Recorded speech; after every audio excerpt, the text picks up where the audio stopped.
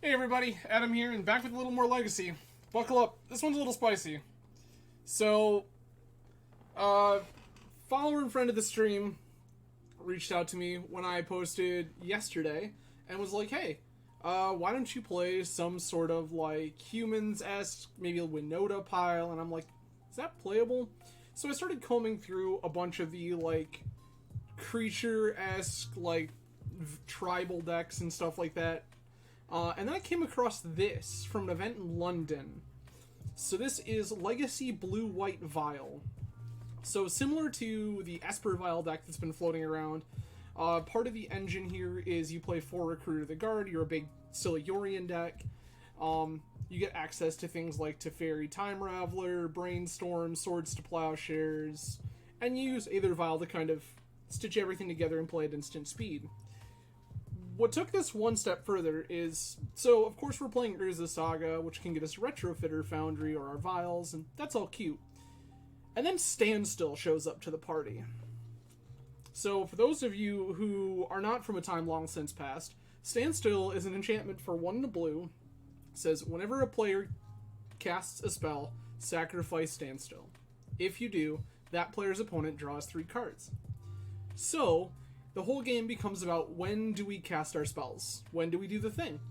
And we have the luxury of being able to deploy things like Retrofitter Foundry, Urza Saga, and use Urza... I guess Saga will find our Vials and our Retrofitter Foundry, which let us mostly ignore Standstill. We just get to kind of hang out and do our thing. Our opponent, however, eventually, more than likely, has to cast spells into a standstill. When they do, we'll draw 3 cards. And our card quality is pretty high. Recruiter the Guard, keeping us very, very flexible, is stellar. We're a Stoneforge Mystic deck, of course. A couple of Skyclave Apparitions, a couple of Snapcaster Mages, Palace Jailers, Solitude, Venser, Shapers, Savant.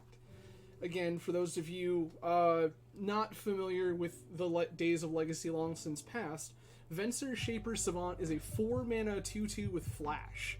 When Venser enters the battlefield, return target spell or permanent to its owner's hand. So Venser does real cute stuff. You can do a lot of really ridiculous things with Venser, and with a Vial on 4, a Caracas, and a Venser, things get kind of absurd. So we can just kind of like soft lock our opponent. So Venser's pretty gas. We also have, again, Vial, Brainstorm, 3 Ponders, an Ephemerate, 1 of Ephemerate over another part of our normal package, because we do have a 1 of Spellseeker. So for those unfamiliar, Spellseeker is 2 in a blue for a 1/2, 1/1. When Spellseeker enters the battlefield, search a library for an instant or sorcery with converted mana cost 2 or less. So you slam a Spellseeker, you grab a Brainstorm, a Ponder, Swords to Plowshares, need a little more value, grab an Ephemerate. We also have March of Otherworldly Light, which is a newer card that lets us exile an artifact, a creature, or an enchantment with mana value X or less. So we can also pitch white cards from our hand to reduce the X value by 2. So 1 white card means we get a 2-drop, 2 white cards means we get a 4-drop or less. So we have answers to most things. Plus, it's pretty easy for us to just like pump an extra mana or 2 into it and like just exile a thing without going down so many cards. Other notables here, excuse me. We do have an Otawara in here, just as a random out to things. I mentioned previously 4 Urza Sagas. It's kind of a big part of the deck. As part of your Saga package, you have Retrofitter Foundry, Shadow Spear, Vials, and then you get some extra tools out of the sideboard like Pithing Needle, Soul Guide Lantern. Pretty great. We have a lot of basics. So we have 3 basic islands, 2 basic planes, and we can basically play our whole deck on basics should we need to. So the beauty of that is that we're pretty insulated against Wasteland. Furthermore, finally, some more tutor targets, 1 of Hull Breacher, a 1 of Brazen Borrower, again, the Palace Jailer and the Solitude. We just have a lot of flexibility. So we're able to set up a lot of different lines, all off of Aether Vial, Urza's Saga, and Ephemerate. So we can kind of really start getting value engines going, and a lot of times we can kind of ignore our own standstill, which is pretty great. So, without any further ado, let's get in and see what Blue-White Vial is like in Legacy.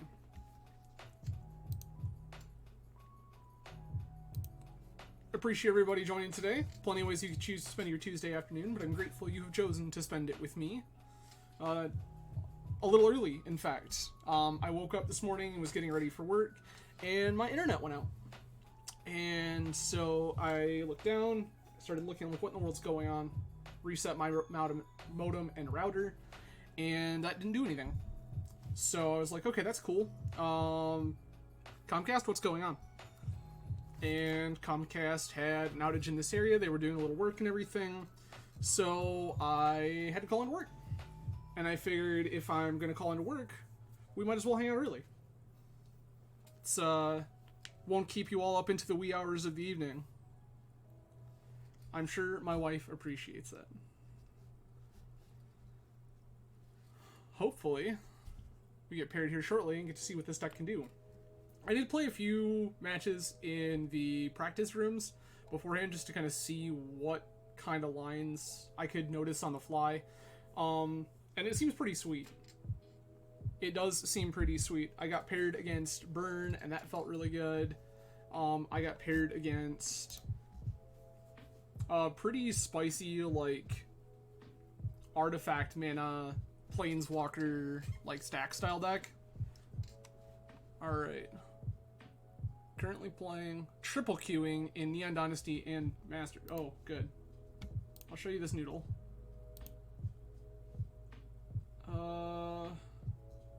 Yeah?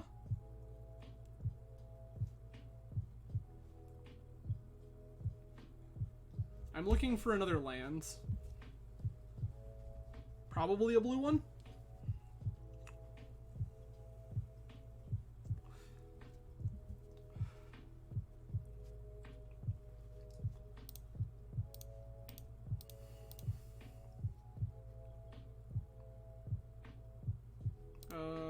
Sure.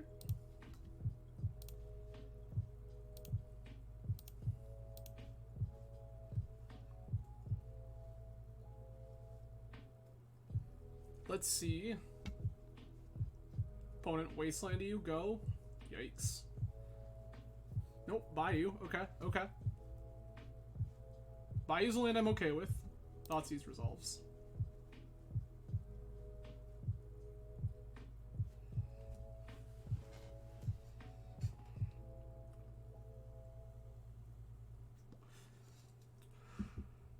Opponent's probably really confused. We showed them Yorion, then Tundra Ponder.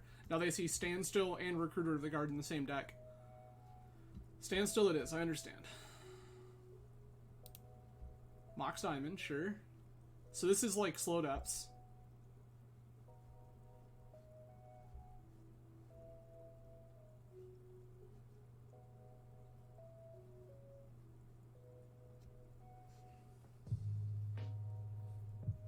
Green. Rotate, sure.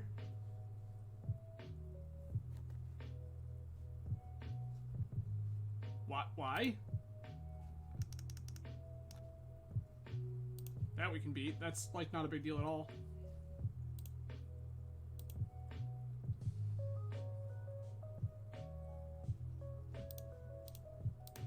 We're gonna brainstorm here.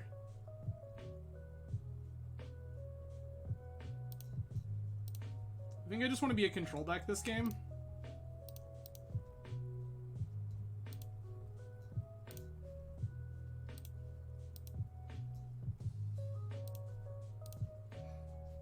Goodbye, Urza Saga.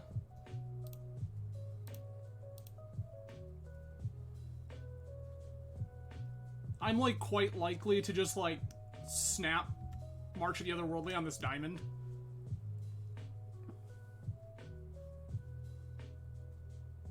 Like, opponent Thoughtseize me, right? Like, they knew that was there.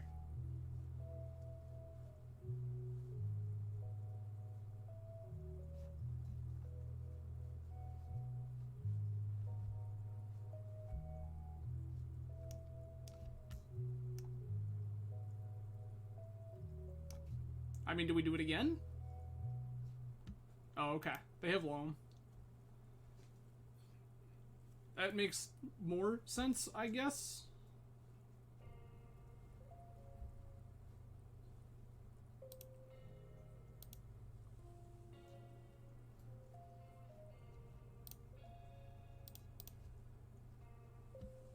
Islands.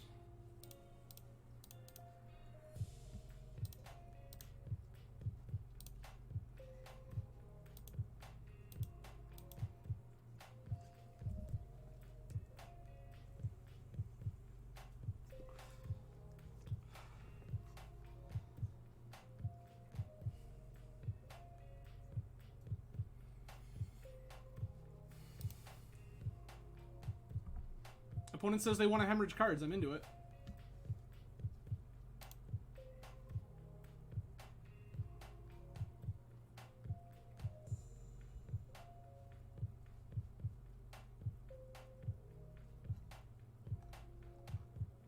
This could be like a Tin Fin style deck. Oh, sure. That's, I mean, a little annoying, but not unbeatable.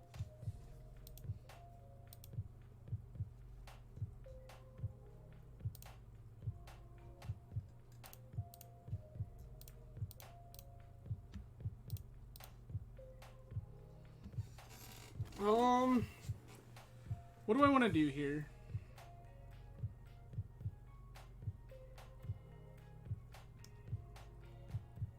I could, like, make them pop this.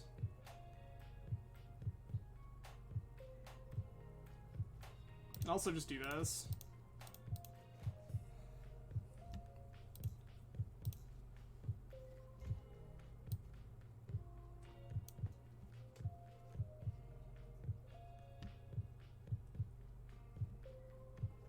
I can grab Spellseeker here.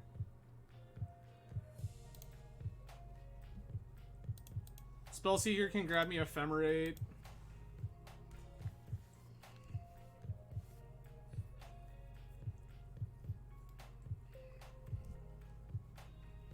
Like, this card basically doesn't do anything right now, but that's okay.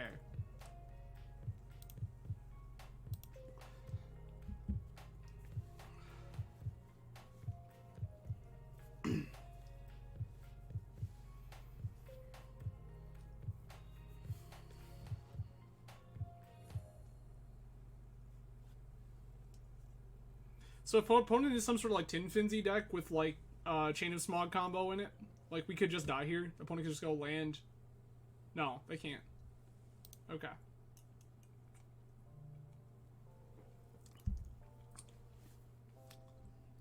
%100% big on bringing in the rips in the sideboard for this matchup.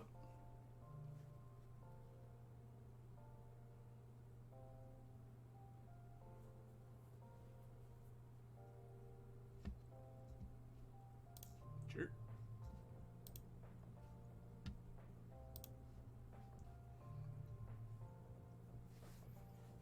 We got a lot of lands, friend.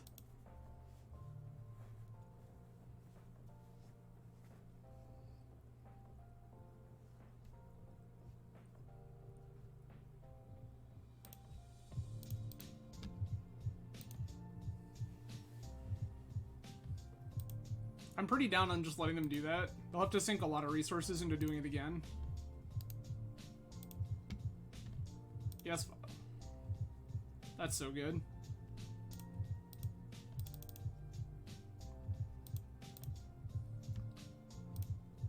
I wish for Ephemerate.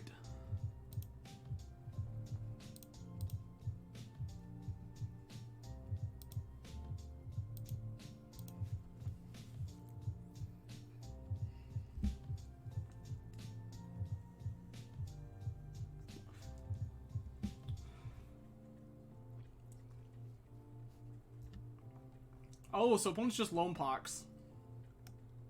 There's another spirit. That all tracks. Like, sure.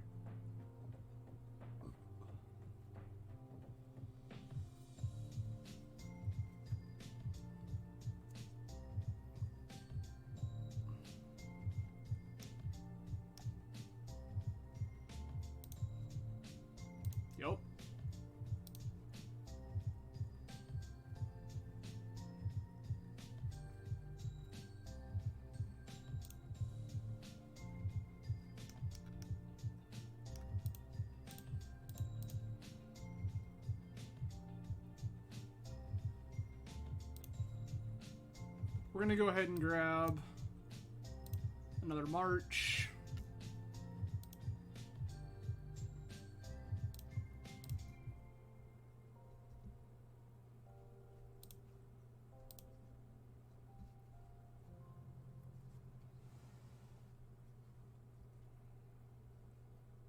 Yes. Pick up a swords just in case.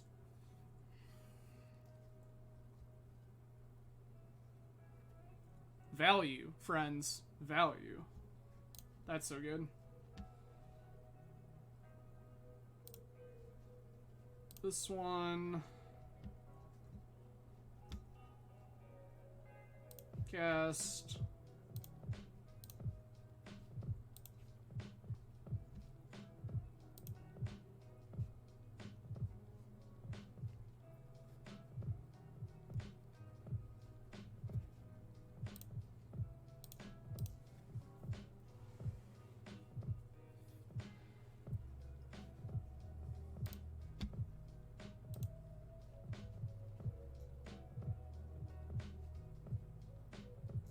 That needs to resolve.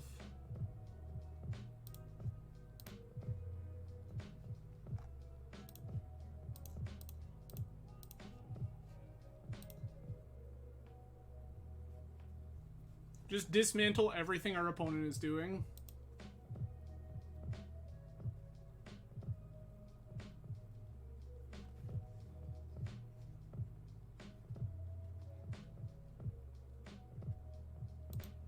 Sure.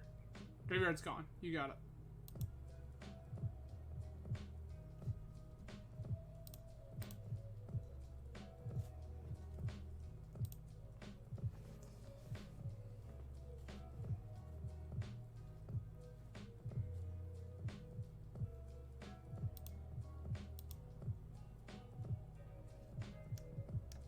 We already have that covered.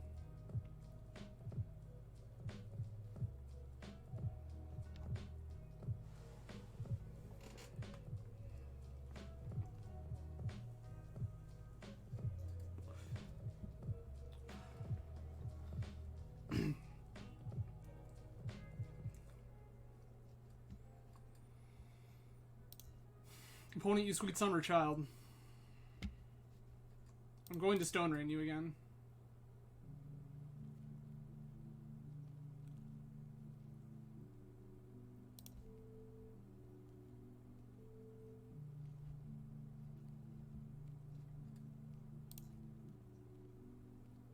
I'm going to attack first because then Teferi's going to bounce Snapcaster, then we're going to march.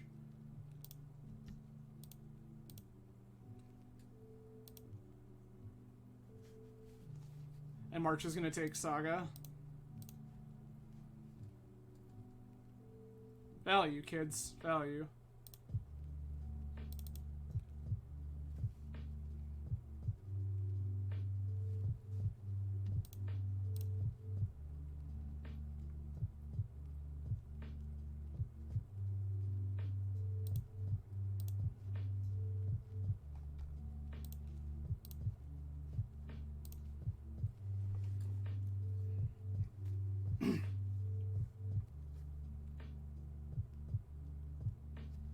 There's still a Teferi in play.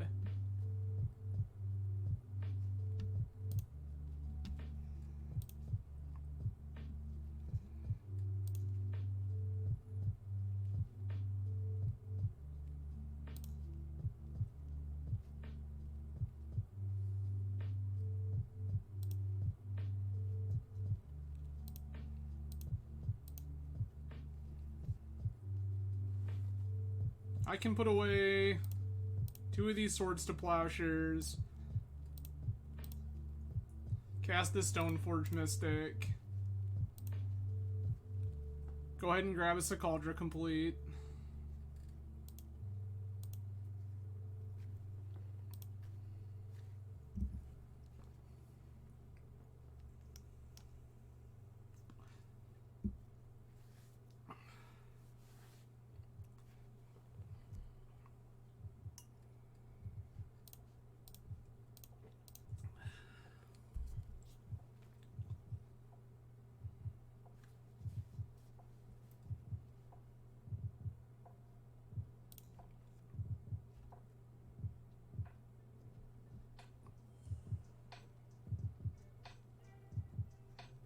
I don't think it was worth hemorrhaging 2 cards there when I can just slam another Stoneforge Mystic.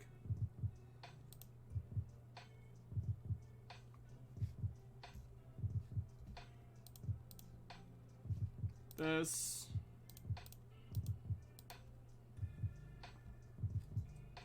Yes, please. Okay, this Vegeta.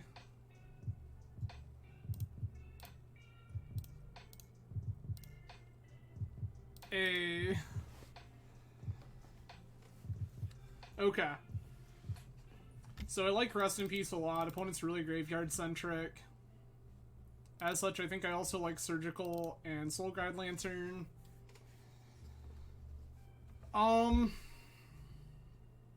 Opponent was afraid of Standstill last game, but I don't know that it's correct to think that they will be all the time. I think Hull Breacher can go.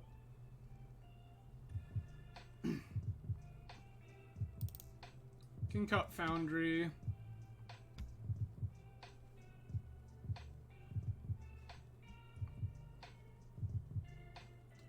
I'm not sure if Click is good or not. I feel like it is.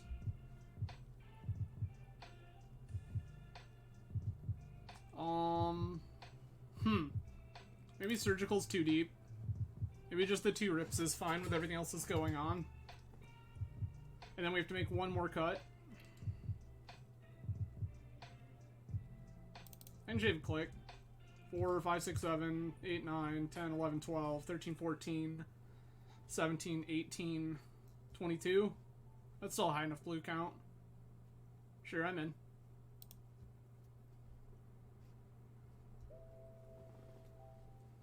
Sure, you noodle. This is really slow and doesn't do anything. Gonna mull this. This is probably better.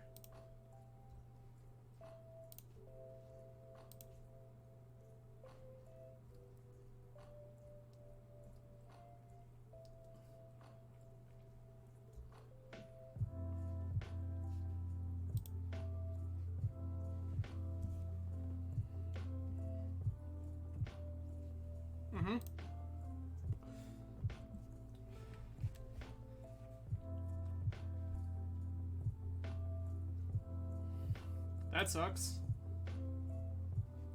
Sure. Yep.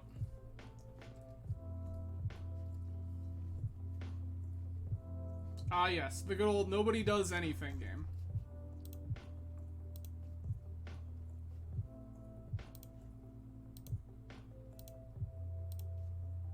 I'm just gonna make land drops.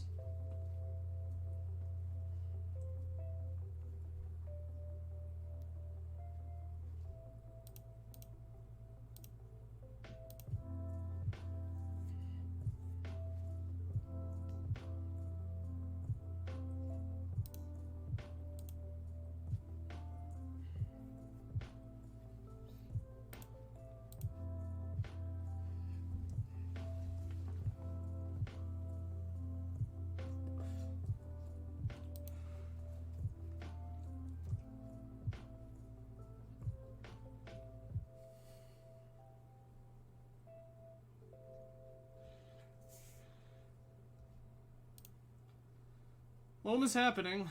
Just not happy about it.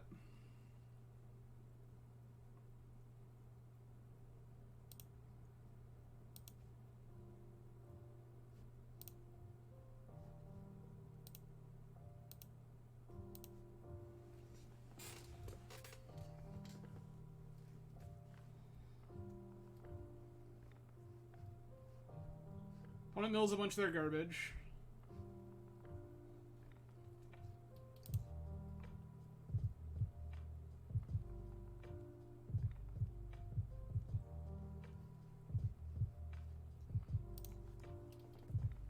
Once again, casting Loam.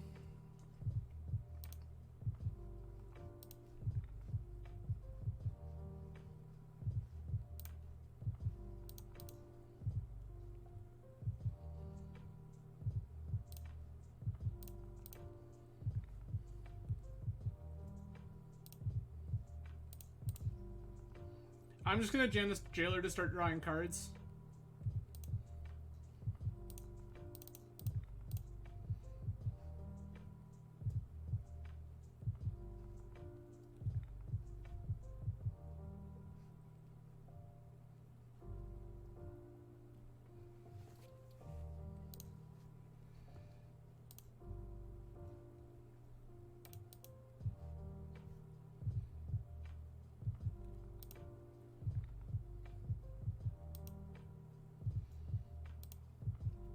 That one's D's.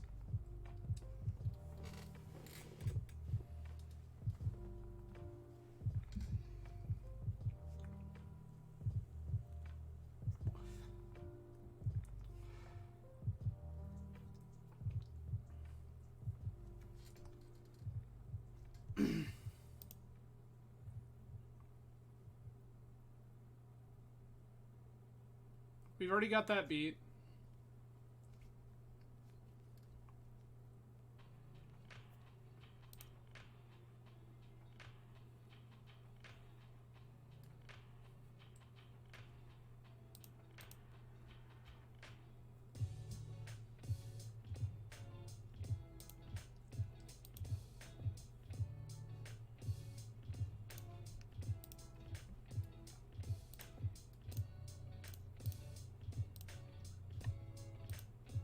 Goodbye.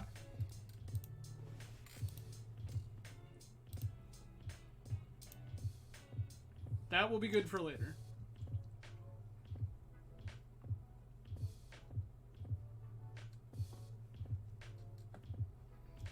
I would be willing to legend rule my Caracas if it actually got us somewhere towards this Cauldra, but right now it does not.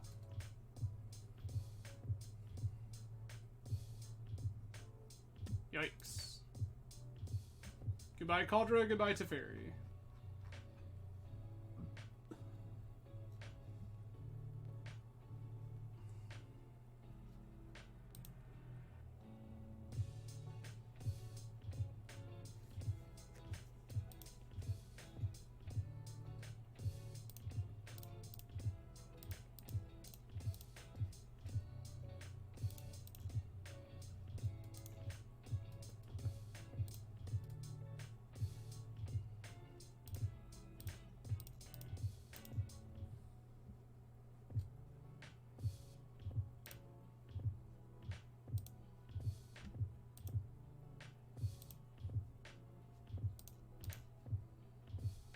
Sick.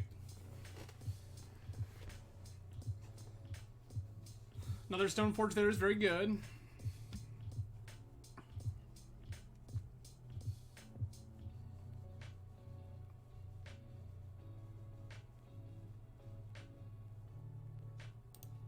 Sure.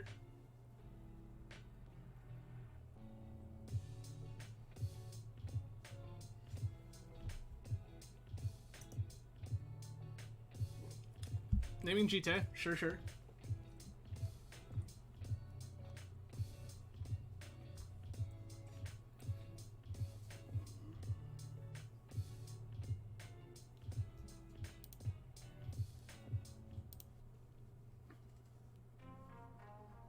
Sweet.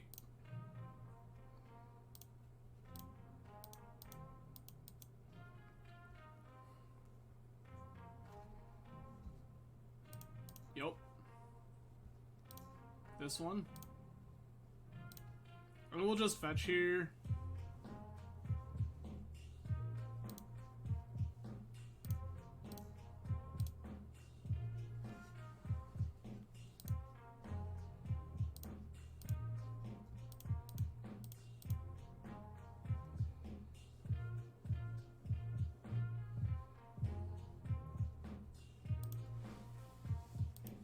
Sure. Opponent's out of gas. Is there anything in their graveyard that matters? No, not really. Life from the loam.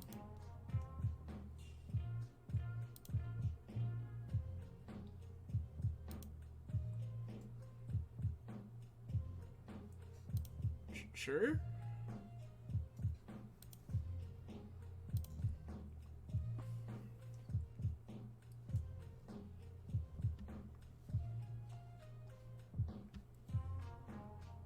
Opponent deciding if they want to dredge or draw. Right now, they're not really outclassing this Monarch. They just took a natural draw. Now they're going to draw again.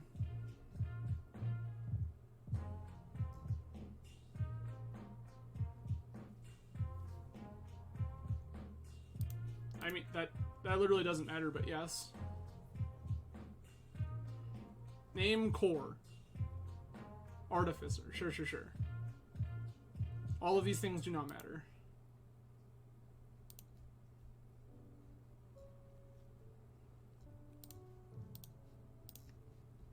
Goodbye.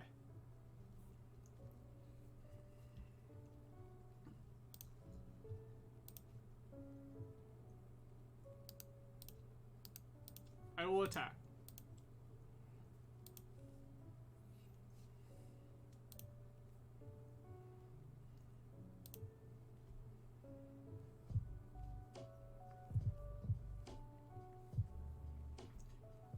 I feel like we're in a much better position than our opponent.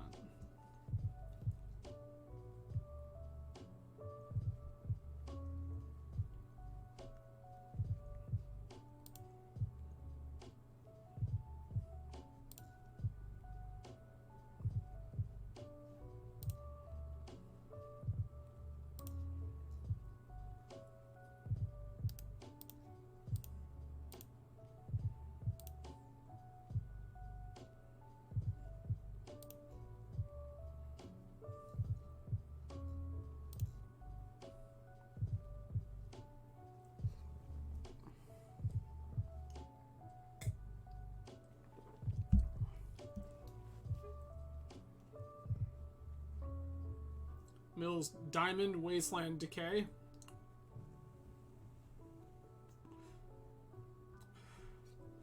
Targeting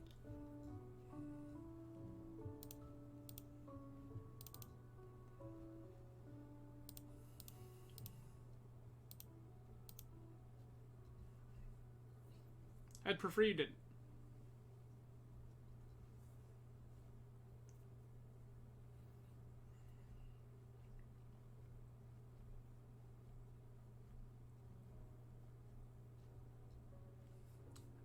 Nice.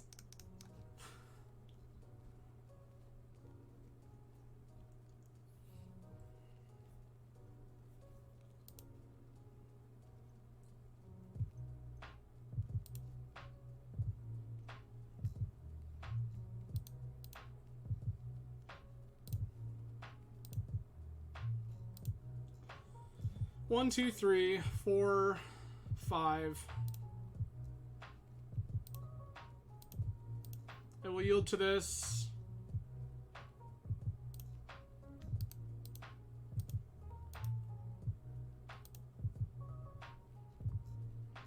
Then I will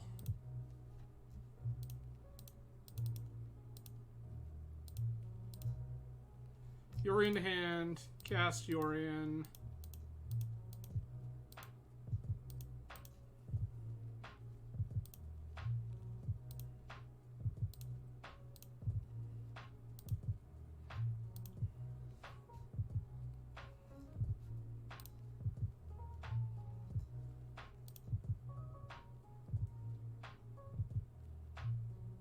Sure. Okay.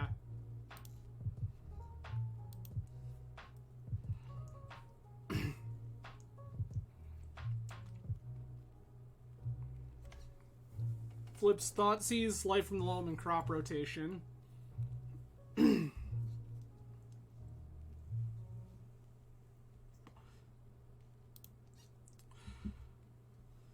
Sure. That feels wrong. I get what you're after. But I think that playing Wasteland there to get rid of Karakas first is better.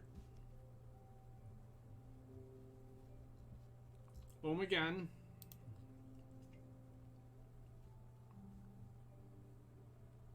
I mean, yeah.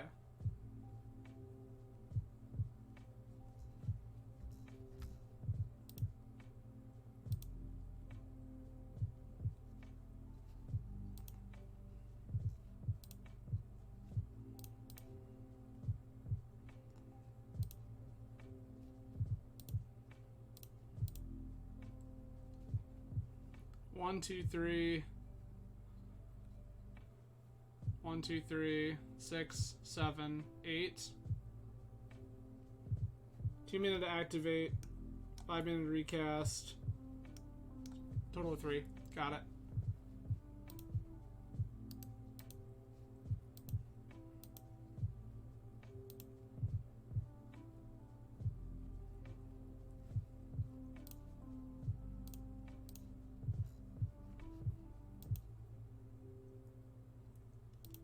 That's a good one.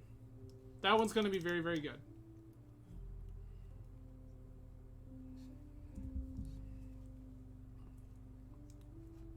Sick. Never mind. Well, alright. Here's a nice 2-0. Start our league off right. So, this deck is grindy. You're taking a bunch of little incremental advantage, much like you would be with Death and Taxes. I think the big benefit that you get from something like this is blue cards. The sculpting and hand manipulation and being able to control your draw steps a little better, but also force of will. Like, myself and another friend of the stream have talked about it before, but once upon a time, if I was playing a deck like this, if I was in like a fair mid-range mirror, I would just rip force of will out of my deck. Like, we weren't, that wasn't the axes we wanted to fight on. We were going to go much smaller, more incremental. Like, if I was playing something like this, I would probably be boarding in Flusterstorms or the Rest in Pieces, like hate permanents or stuff to fight wars on the stack. Now, Force of Will is almost an integral part of this whole process. Like, you kind of need it, and that kind of sucks. I would like to play first, yes. I will show you my noodle. I will keep...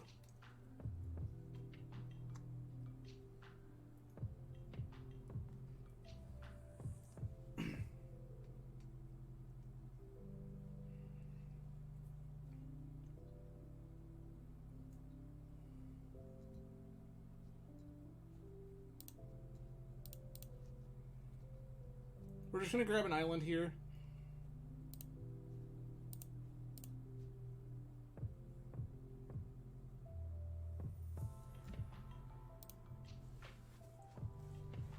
That's such a weird place to cast that once upon a time, but like, okay.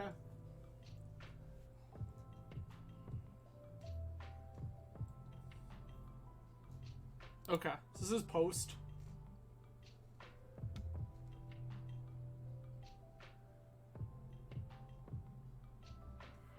I will put Teferi, Caracas, Flooded Strand.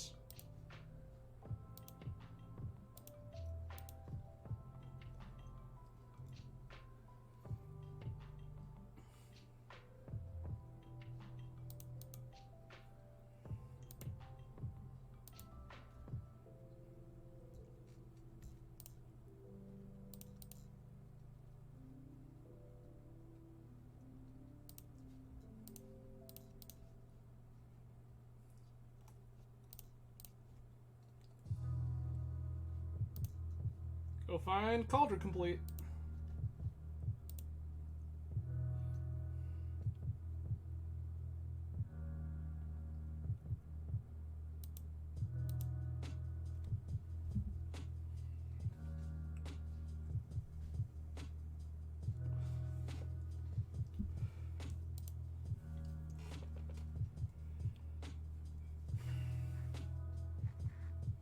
I would really like to find a Swords to Plowshares.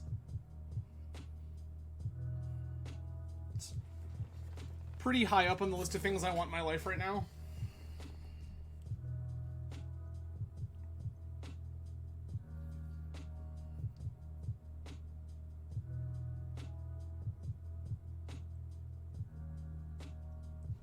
Green Sun's unit to find another Reclaimer? Is that where we're at? No?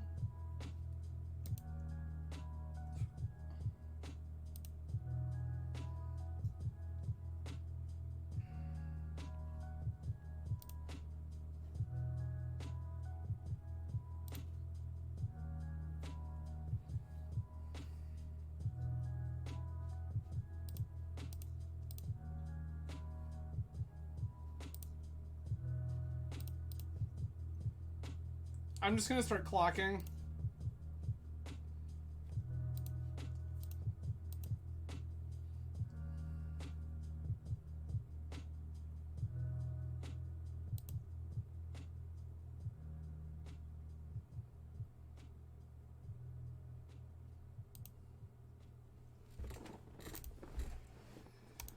You've got 4 mana right now.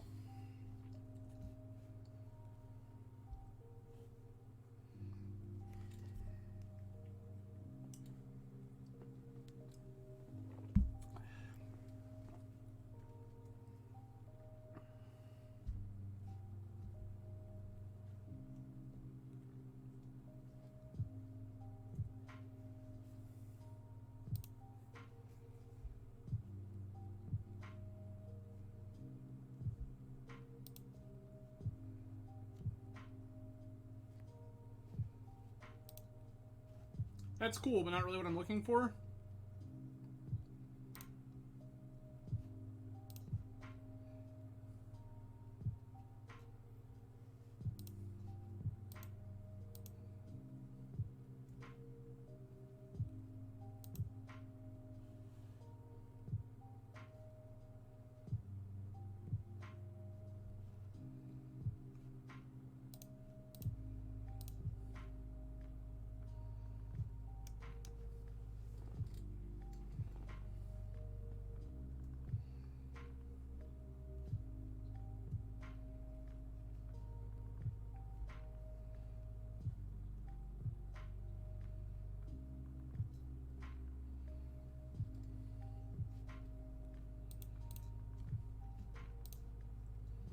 Like, I think their plan right now is just to, like,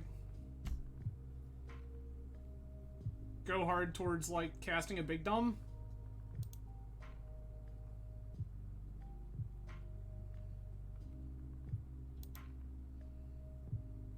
I mean, all of this resolves. It's just not anything that I'm particularly worried about. It's another prime time.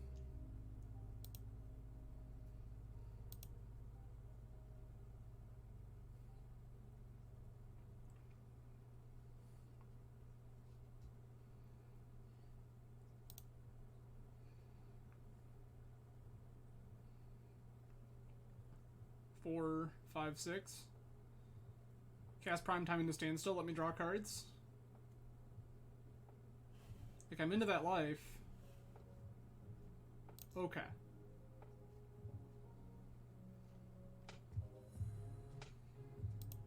Prime time is happening. I just don't like it.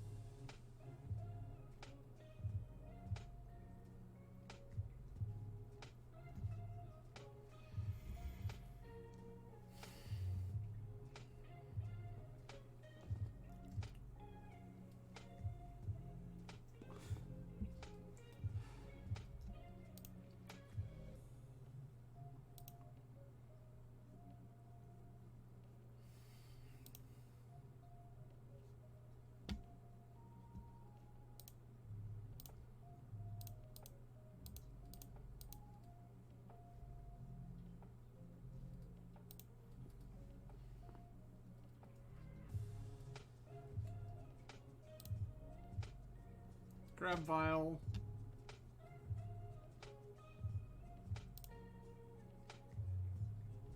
Grab this.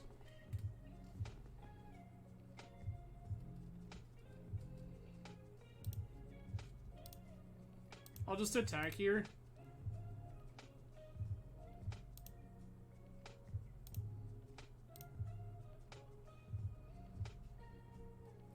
One, 2, 3, 4, 5, 10, 11, 12, 13, 14. If they just have the natural Emrakul, like, we're in trouble.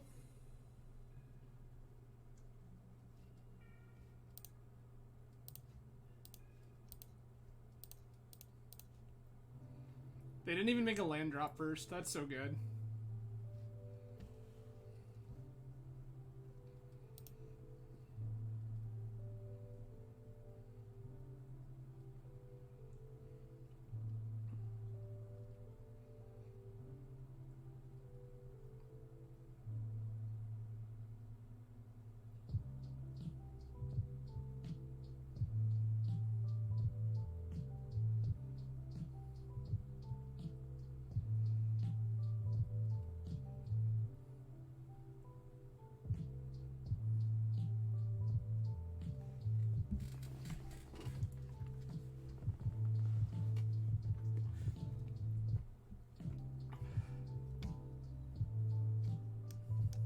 cavern.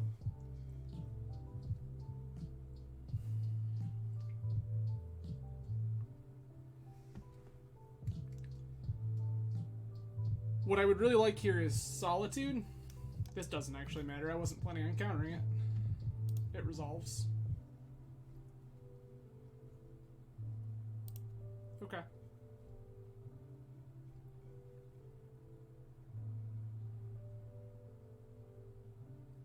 If opponent is clever, this is double Vesuva, both copying Glimmer Post.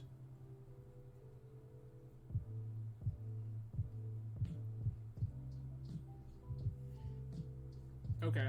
Glimmer Post, Vesuvia copy. Oh, Vesuva copy Cloud Post. Sure, I guess.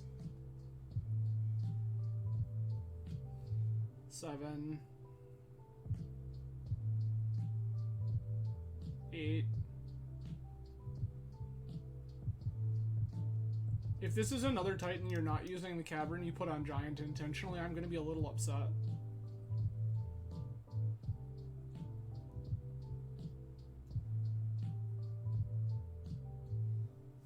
Just a little, but like, yeah, there we go.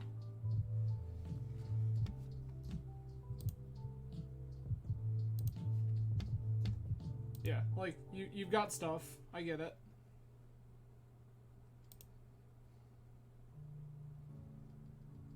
Show me the Eye of Emrakul. That's the card that I'm actually, like, kind of worried about, for being honest here.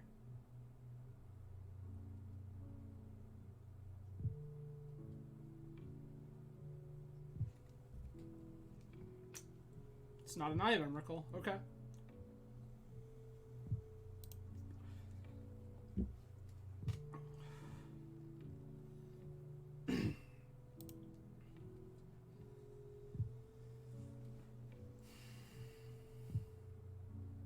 Oh, there's the, yeah, there's the Eye of Ugin. Eye of Emrakul. Right, right.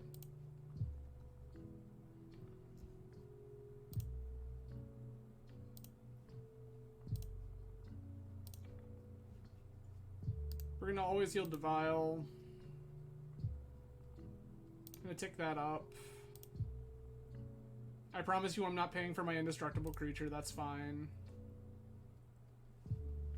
This can go. This can go. I don't even have to fetch, look at me go.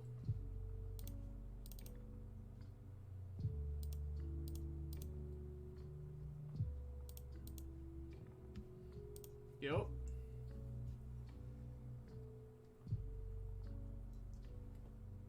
Ephemerate.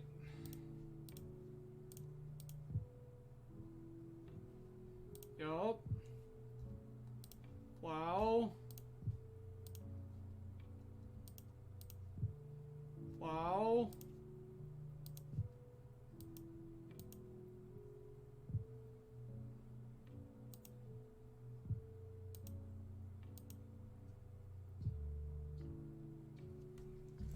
Like, reality here is we're dead. Opponent just goes and gets... They put their eye... Why are they paying for these creatures? None of those things matter. I'm so very confused.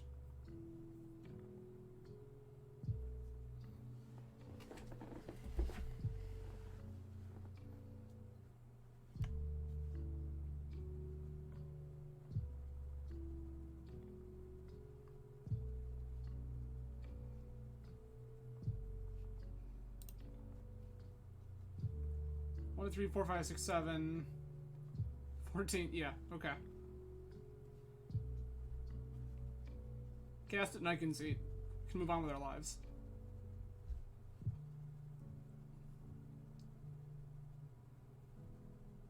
$12, 13.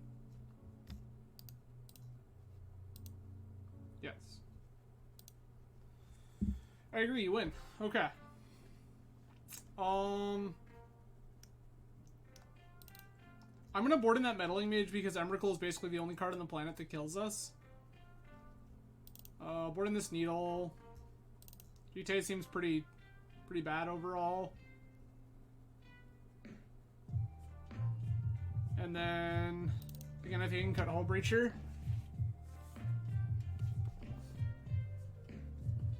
Like, this and Standstill are cute together, but I don't think it's good enough.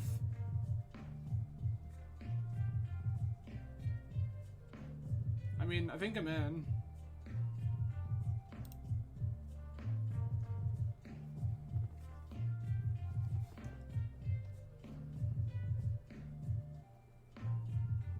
We gotta put pressure on pretty quick. Which is not something we're exceptionally good at doing. Like, this is the pressure that we're good at putting on quick. Us being on the play is going to be huge. There's a talk to be had about boarding in Sword of Fire and Ice just as helping us clock.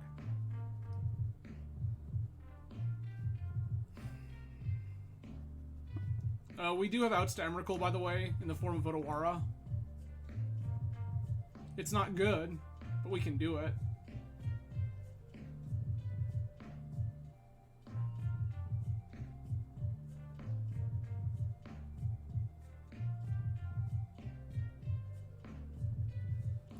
The biggest problem, for those who don't know how Cloud Post works, the biggest problem that a deck like us has with Cloud Post is that when Post puts an Emrakul into play, it's not like Show and Tell where they're trying to cheat it out like, you know, Turbo with a 3-mana sorcery.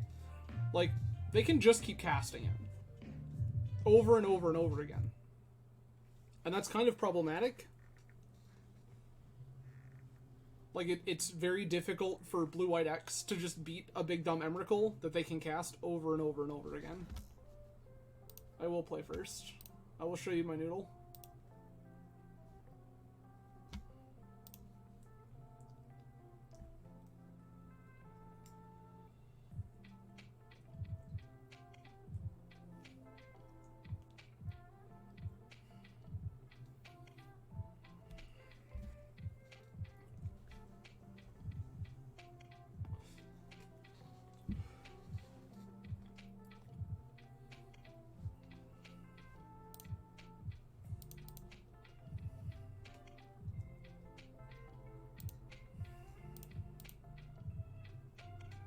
Force of Will is like the biggest card I could want right now.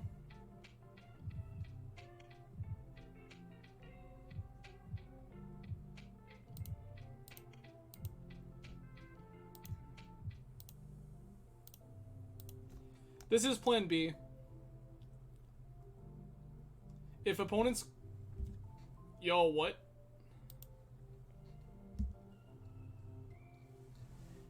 Okay.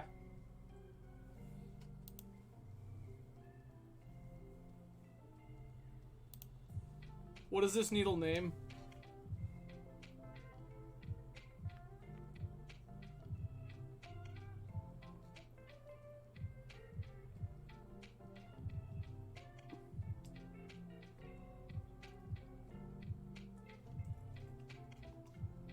Deal.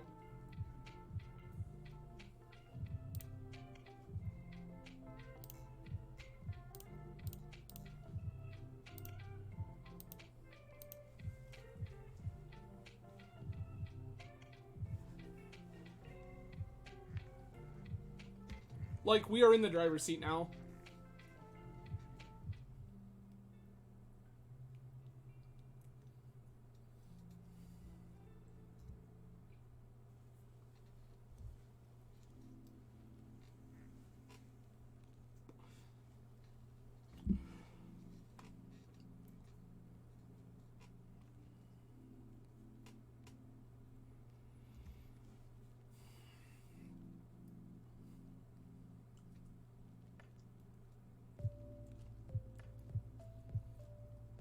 Like, we are very much in the driver's seat.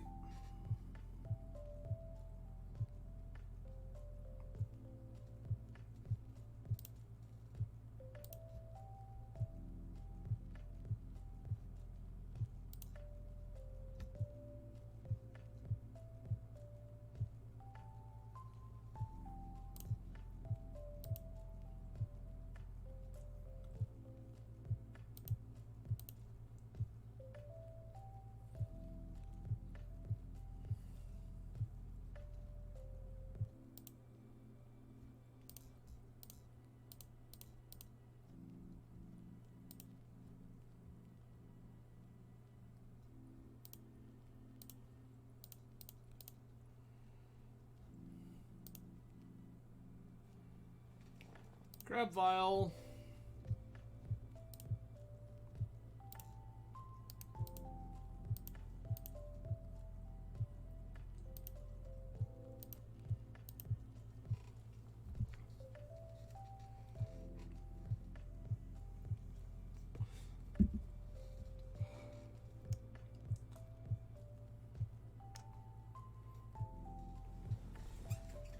Okay.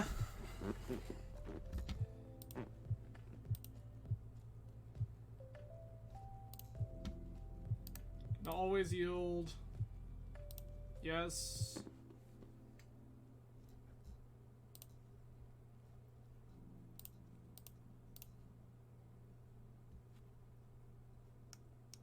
You just take creatures or plane. Artifact, creature, enchantment, planeswalker. Okay.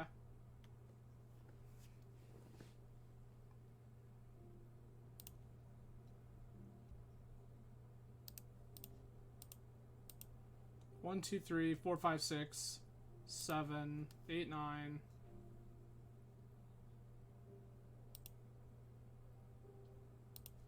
Okay.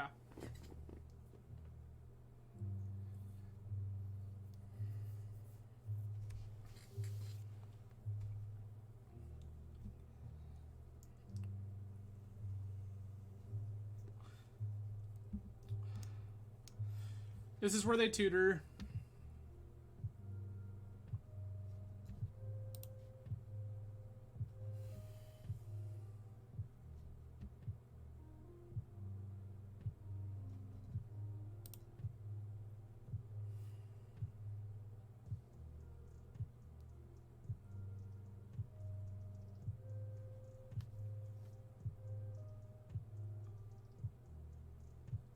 One, three, four, five, six, 7, 8, 9, 10, 11. That's still not Emrakul mana. That's good for us.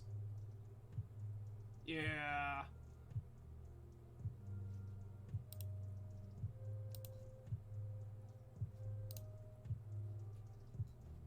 Yep.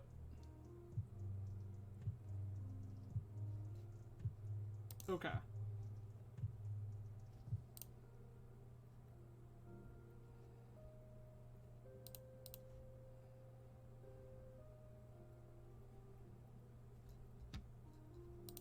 Tundra.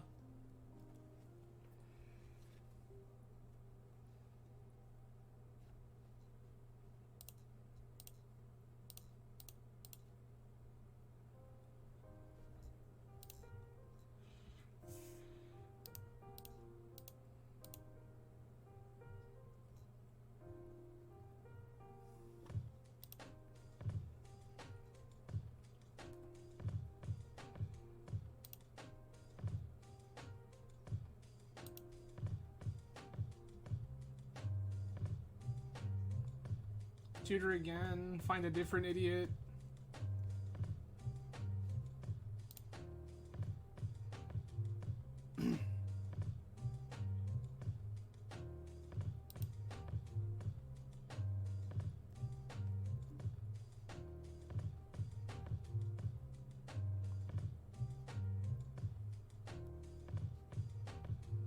Sure.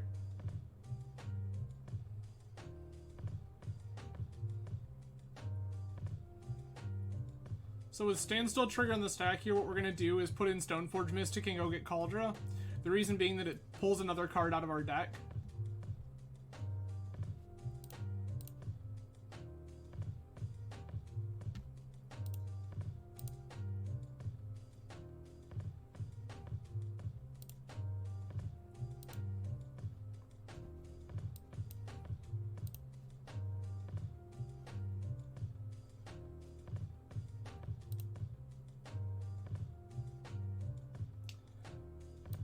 Okay, okay, okay.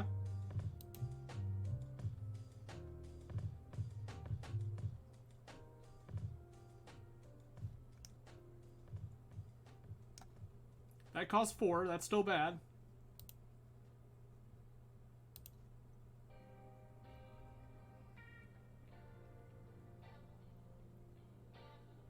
One, two, three, 4.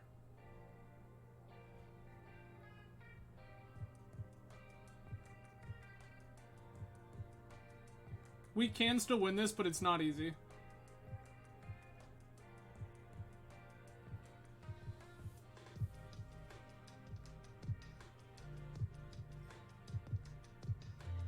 That's not a thing I particularly care about. 1, 2, 3, 4, 5, 5, 10, 11.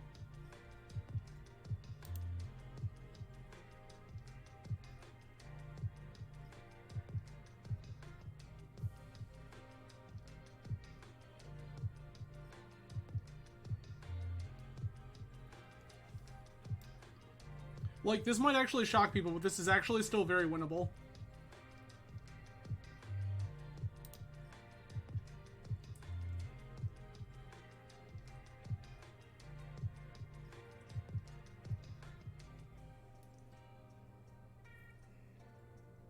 I need them to cast this Ulamog pre-combat.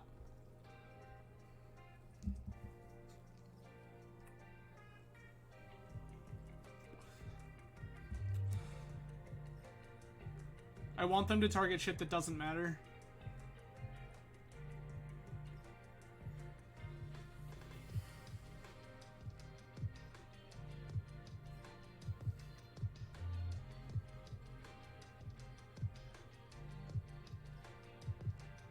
I need you to select your targets, please.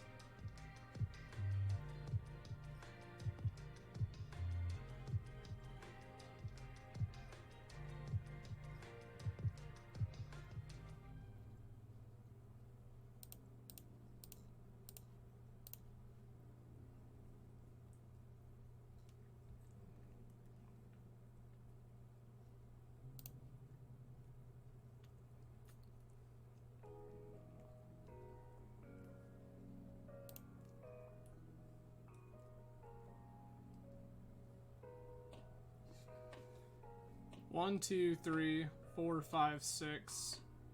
Keep Stoneforge, keep Tundra.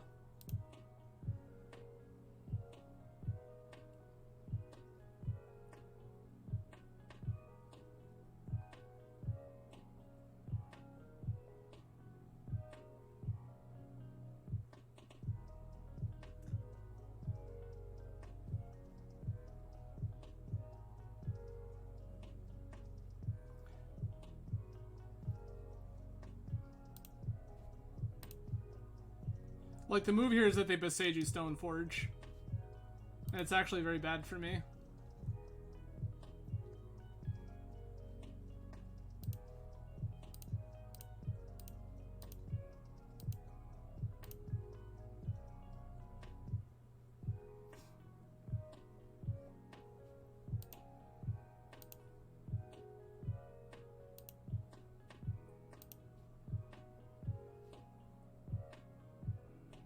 Oh, I missed the tabby. I'm super dead. Yikes. Well, alright.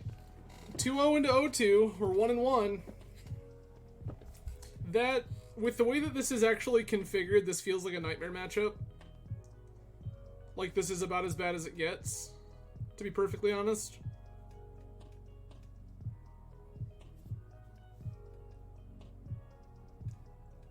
We're like 100% not looking to fight big mana deck.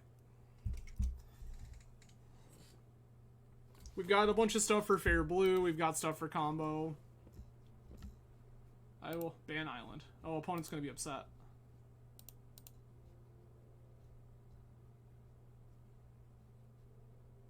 Keep.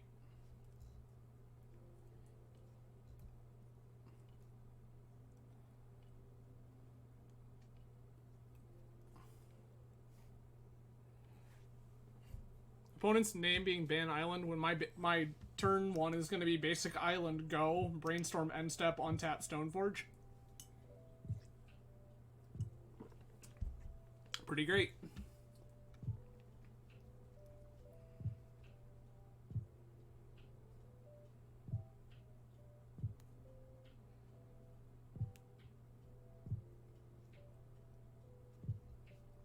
Opponent has mulled a 4?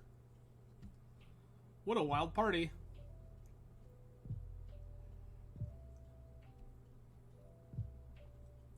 With a name like Ban Island and then mull into 4, opponent has to be on combo, right? Like, it's just the rules.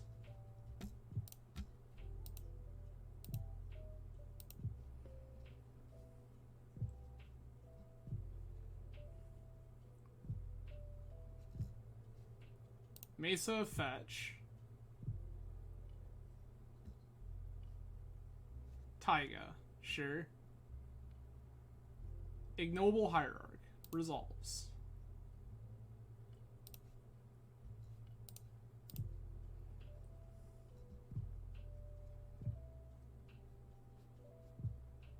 This.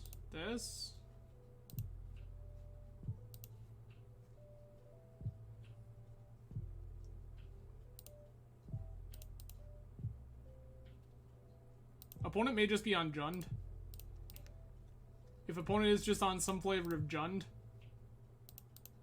like, we're in a little bit of danger, but not a lot.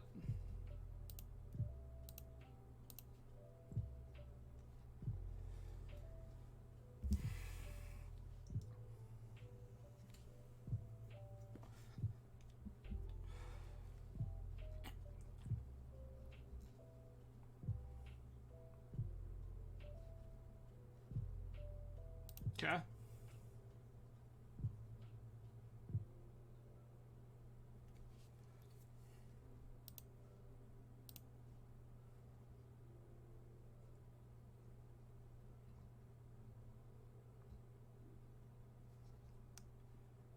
Next turn they go squee into everything.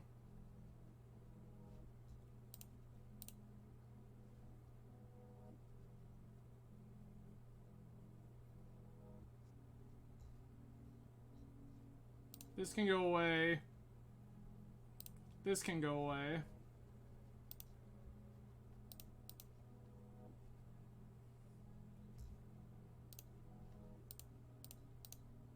Cast Standstill.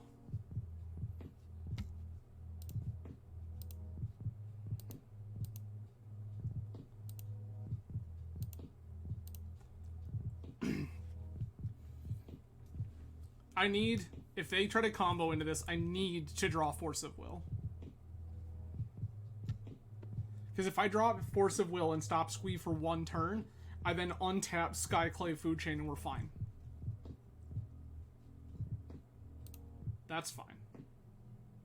Matron resolves. X is 1 plus its mana value. Yikes.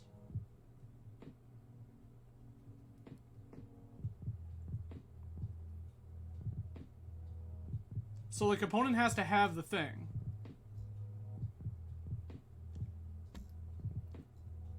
Oh, that's Muxus. That's gross.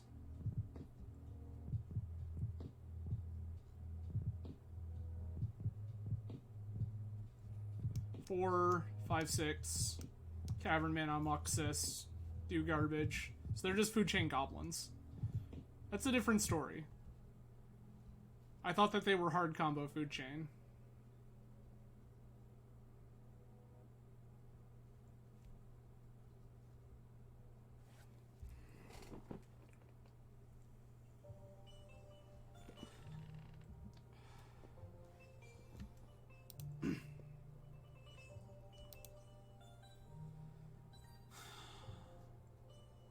Snoop, with a Snoop on top.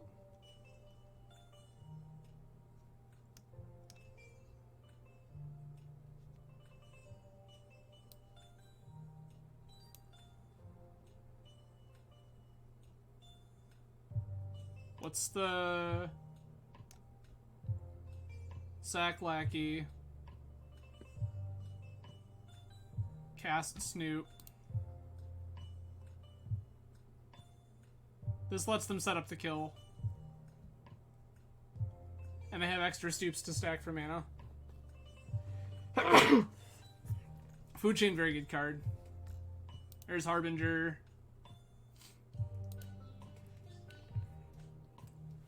They just stack their deck here, though, with Ringleader.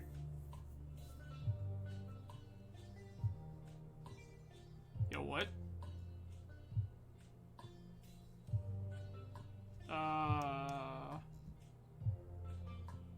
What happened? I don't feel like that's supposed to happen. I feel like opponent accidentally stacked their pile incorrectly.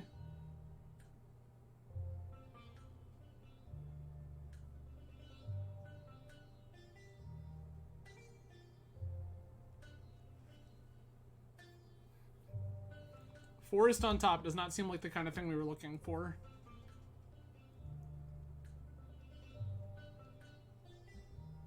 Black, black, black.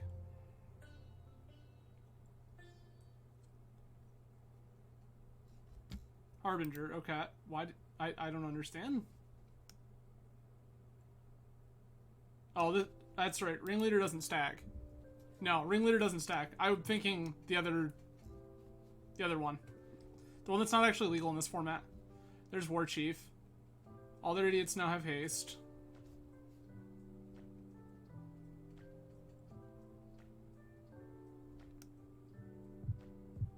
Oh, just activated, it's okay. Like, sure. Right? This all seems fine.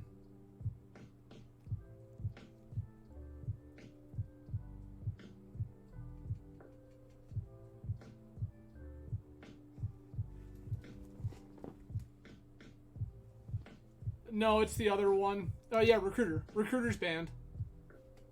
Because of this kind of nonsense. Stack our deck again.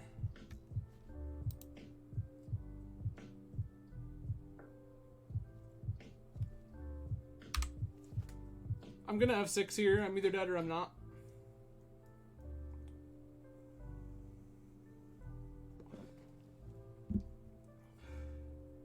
$10, $11, $12, $13.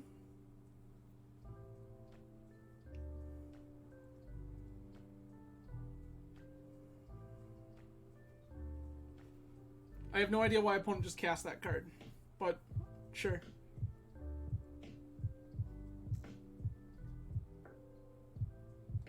Lackey. Like, I was already dead, right?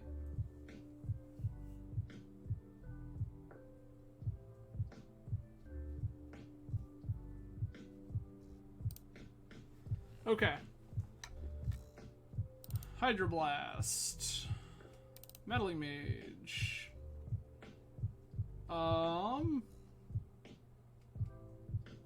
End, I guess? Again, Hull Breacher seems bad. This isn't a blue mirror.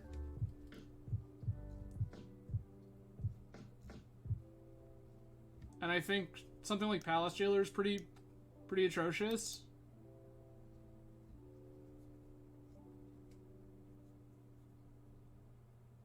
Like, this just takes too long to do anything. Sure, I'm in. We're not really set up for this, I guess. Needle does stuff, just not a lot of stuff. Like, we can name Conspicuous Snoop. Sure, we can cut a Retrofitter Foundry for a Pithing Needle. Somebody keep tabs. Every time we draw this Pithing Needle and I wish it was Retrofitter Foundry, we can be upset about it together. I don't think it'll happen very often, but it's possible.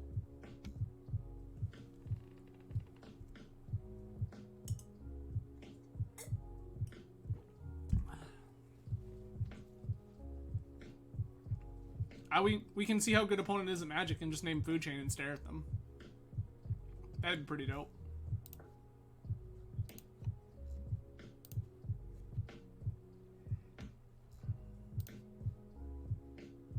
Sure.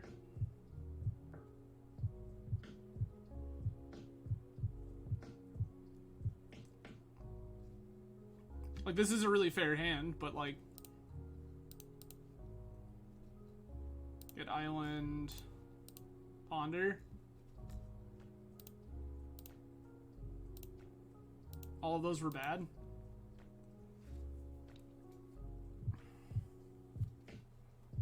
Like, the only card in my whole deck I want to draw is the card Force of Will.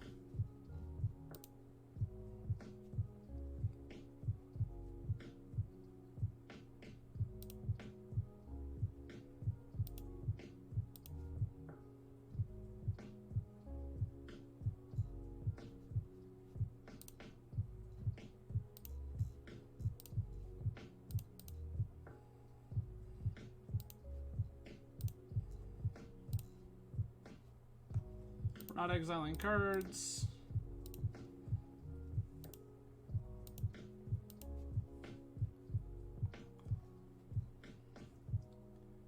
We are going to try to slow them down.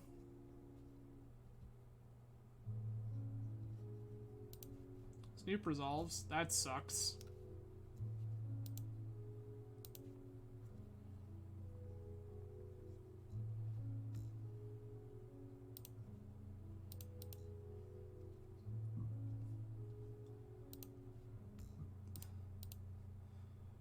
Play Vial.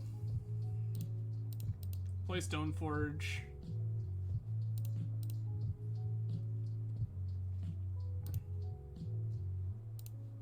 Jite.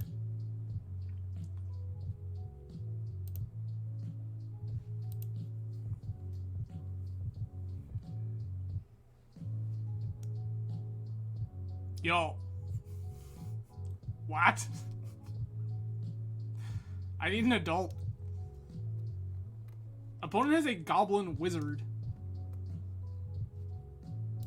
Harbinger, sure.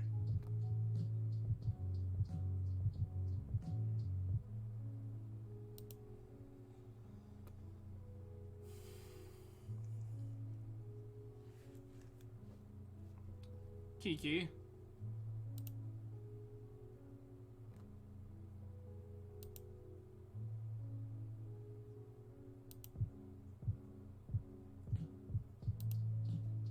Yeah, we're just dying here, by the way.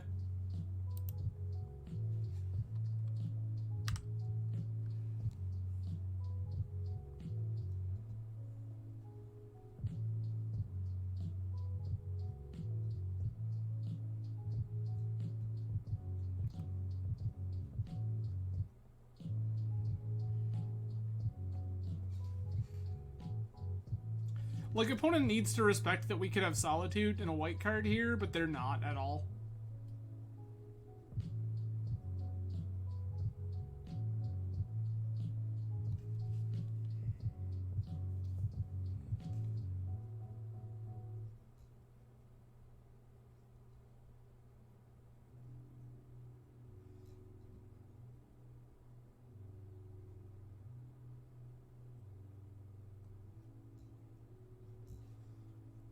See, yep, Sling Gang Lieutenant.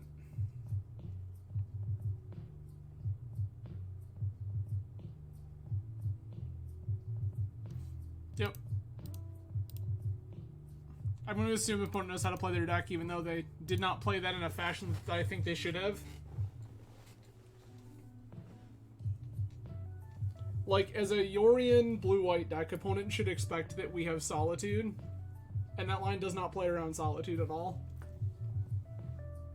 Like, all we need to do is, when they make the last... When they have Snoop copy Harbinger, we just Solitude Harbinger away and we're good.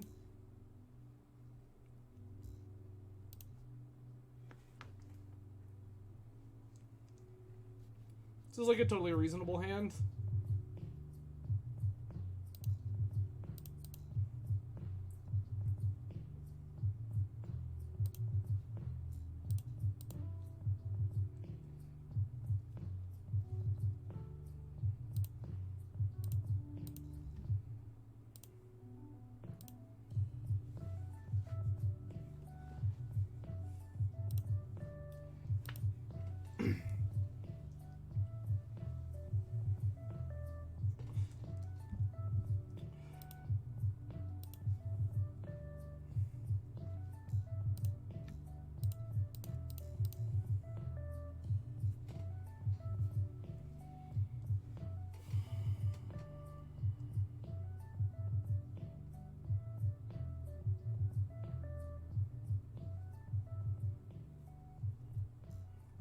I will protect this Stoneforge for one turn. I will pitch the Brainstorm to protect it. And the only reason being is because if I land Standstill with Cauldron Complete in hand and a Stoneforge in play, I don't think that there's much of a world in which I lose the game against Polluted Delta.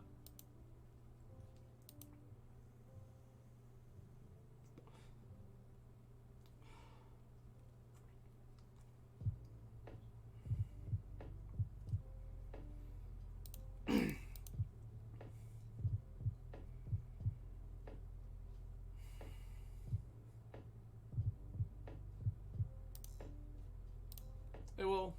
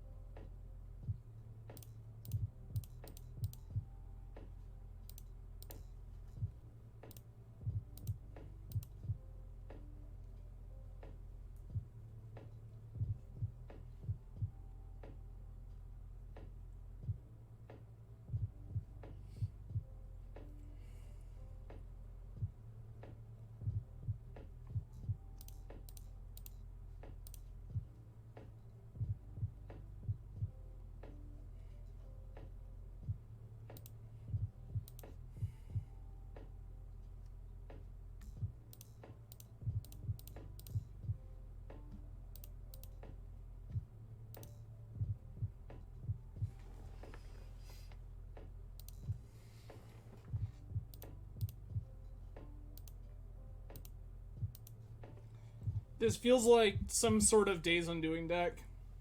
It could be just like Grixis Control.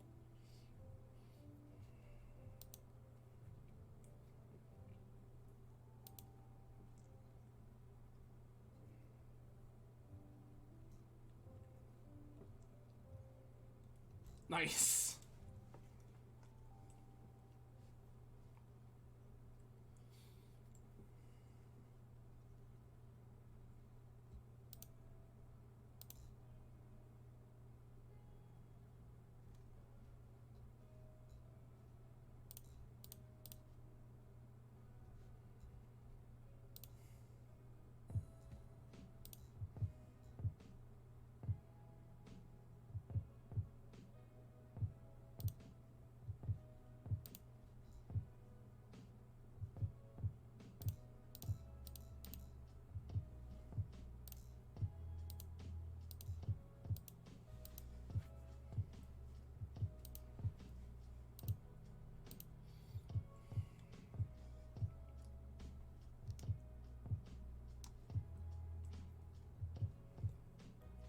We do still get a single draw on their turn.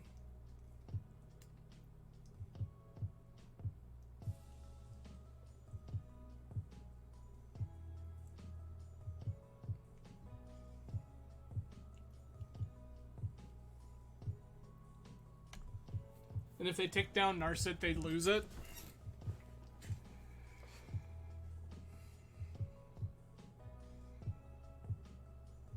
I will just put this Cauldron right into Narset next turn.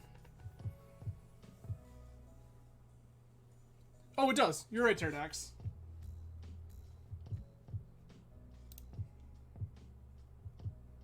Like, yeah. I very much knew what we were getting into, but if they wanted to push us one card deeper, right now when we have no way to manipulate, I'm in.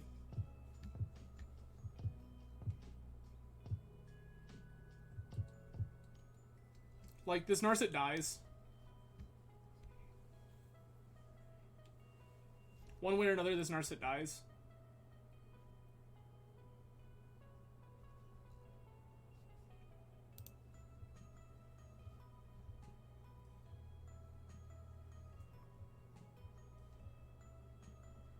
Sick.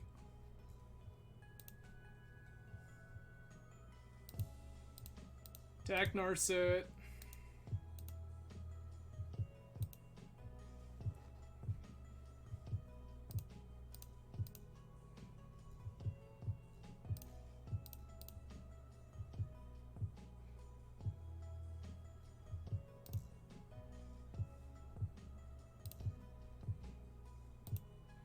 Like, realistically, that was the worst case scenario. Was they cracked our standstill to give us one card in Days Undoing? And, like, that was still fine. Okay.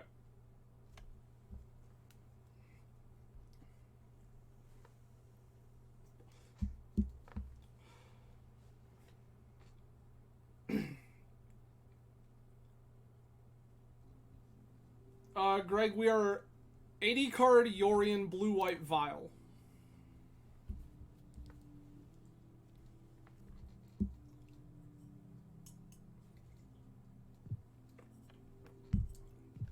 For those of you just joining, this is the deck list.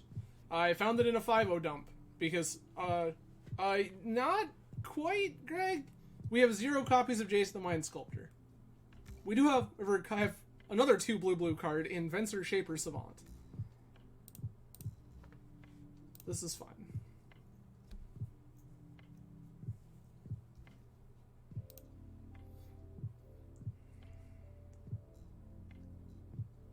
Oh, this is excellent.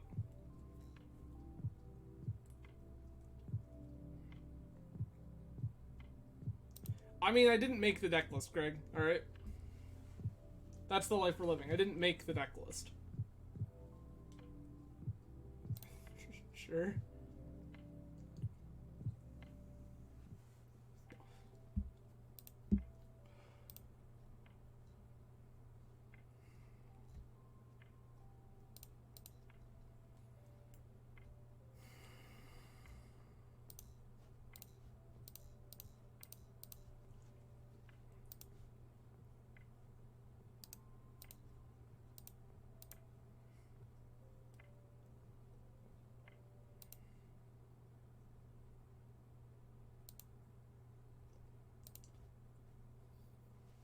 I want this Force of Will because opponents' threats right now are much better than mine. Ponder's fine.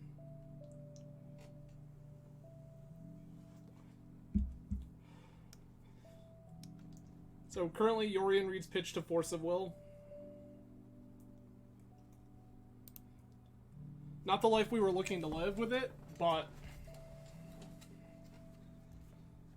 I would rather have it around than not.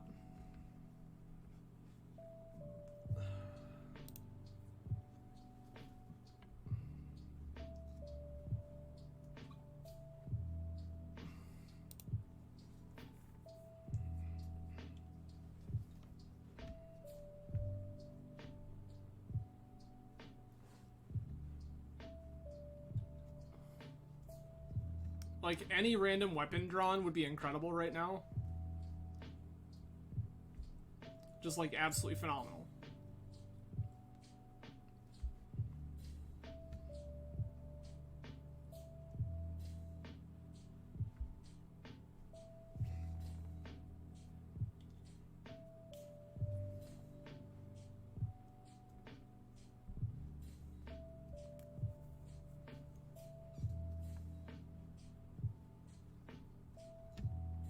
Strix is fine.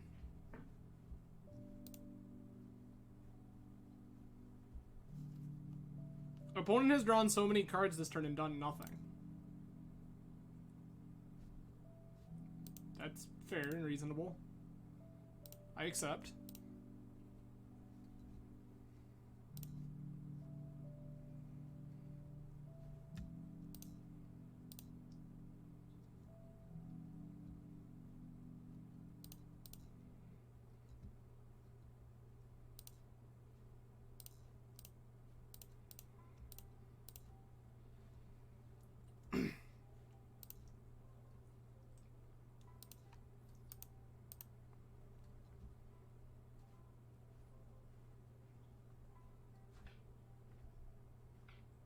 I'm in deal.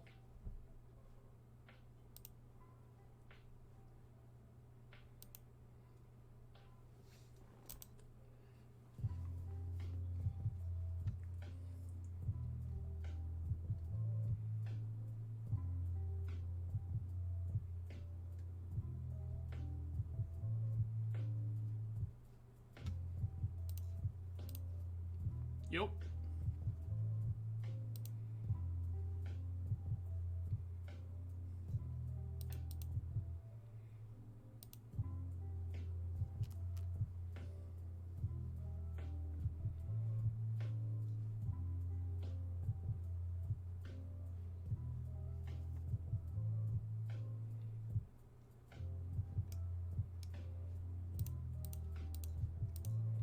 That's the kind of thing I don't want slipping into play.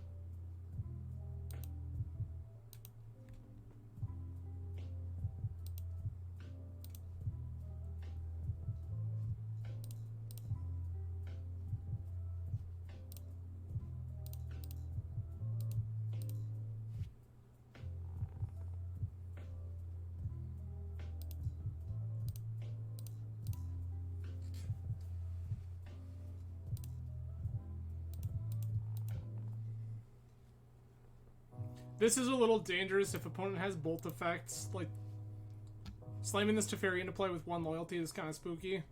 But I feel like if they had bolt effect, they would have already used it.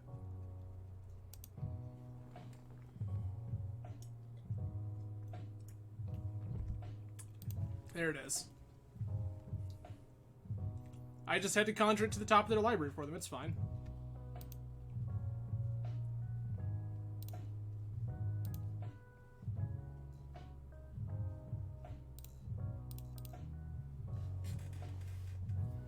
I'm gonna put these things into play because eventually I will want them in play.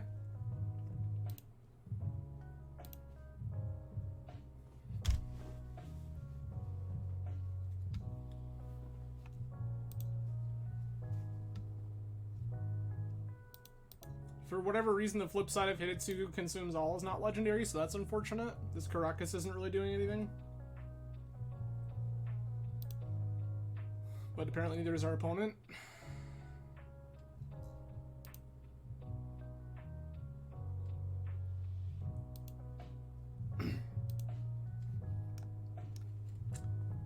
It's not the life we were looking to live.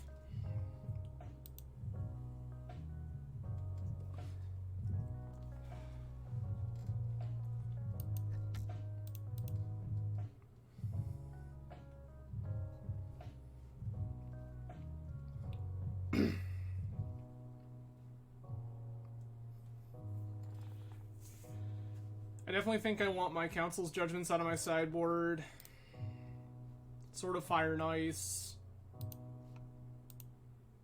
I think that's it, mostly, to be honest.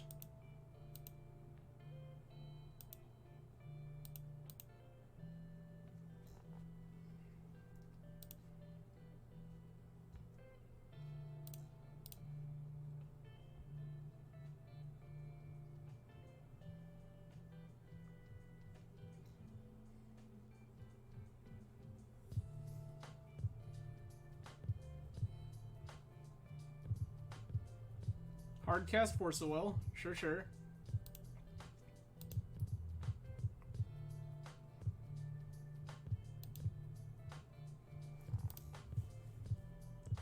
I need to find some kind of action here.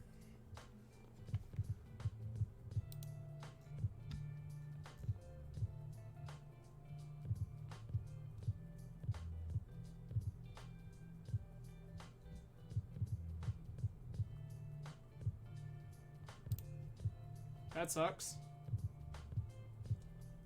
Tick down. Days Undoing.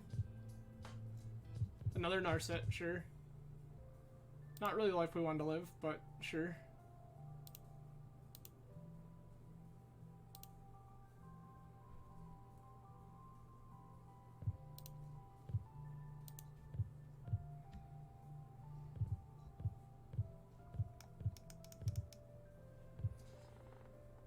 I think we're casting it anyway because I want to start sculpting my draws.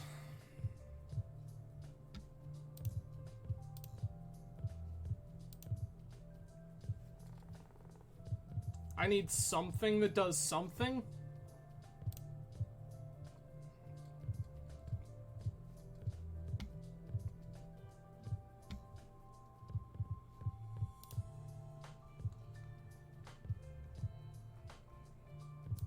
Ah, Snap Bolt. Yes, yes. It's fine.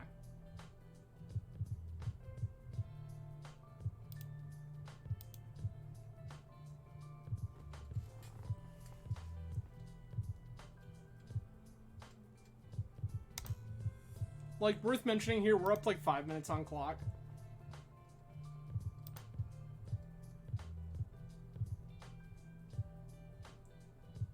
We have so many live draws. There's their Jace.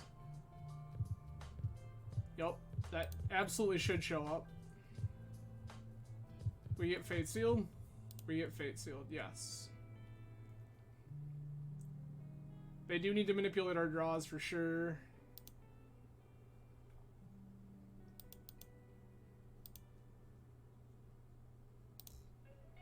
Okay.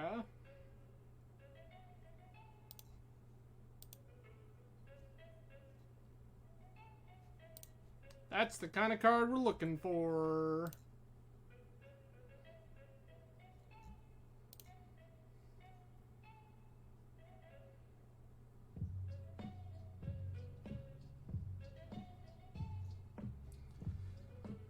Am I willing to stand still here?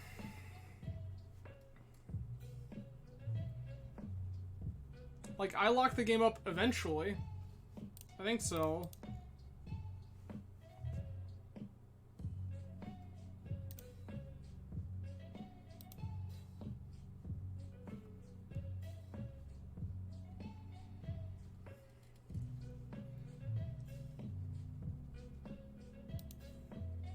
Deal.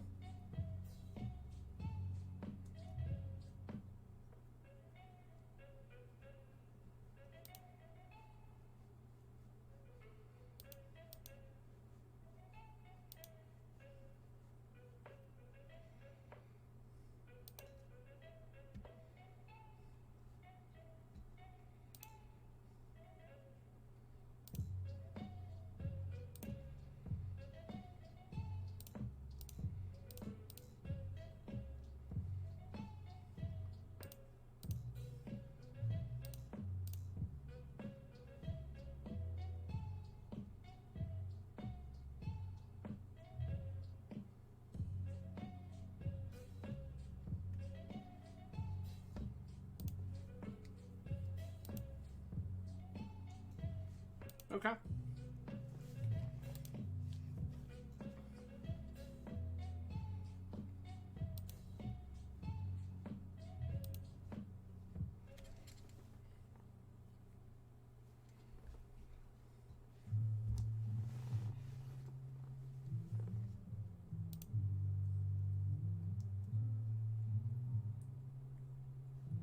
One, two, three. 1, 2, 3, 4.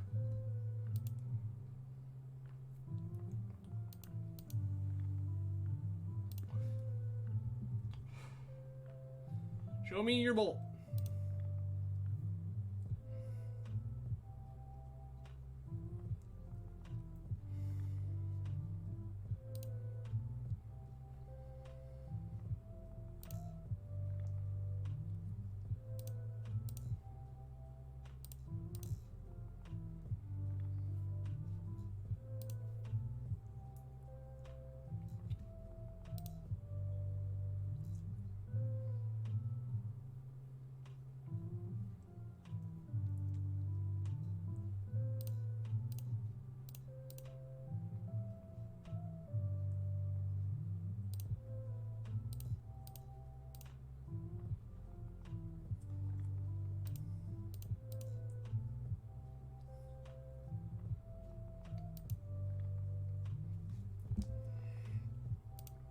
Opponent has this covered like 4 different ways. I just need them to realize it.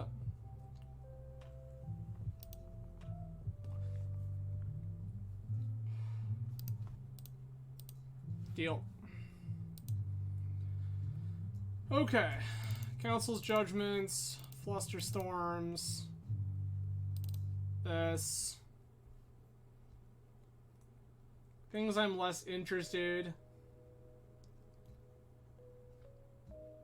Not super into Swords to Plowshares.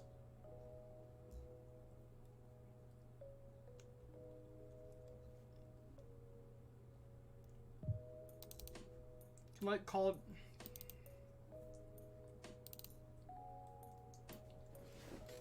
Probably let Jailer go because of all their flying idiots.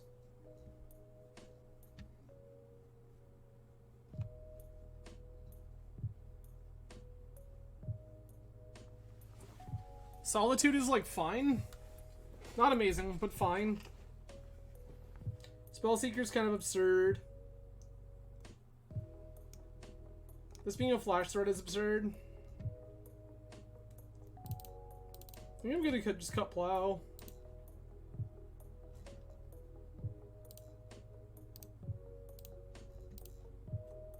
I'll just cut Plow.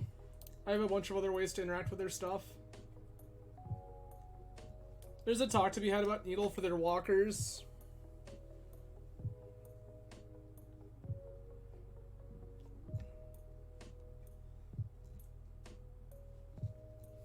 I think ultimately this game is just going to be slow. The reason I'm willing to keep Force of Will is because they do have some just like big dumb haymaker idiots that do matter. or to protect really specific threats like a Teferi.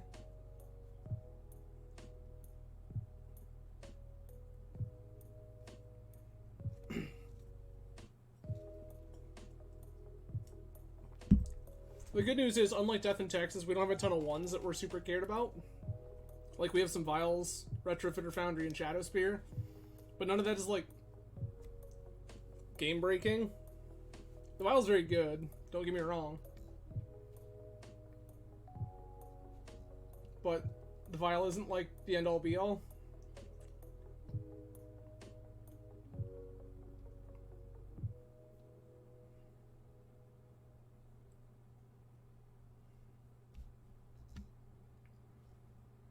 Yes. Show you this. Mulligan the Snowlander.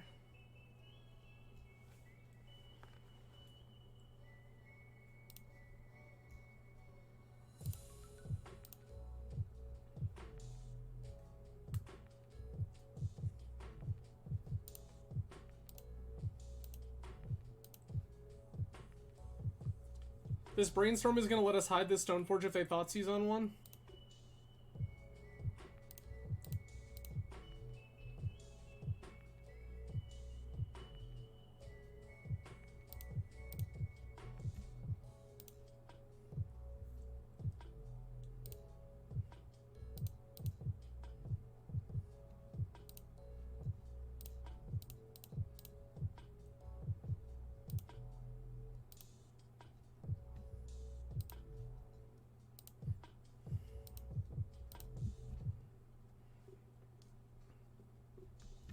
I think this getting Spellseeker is huge.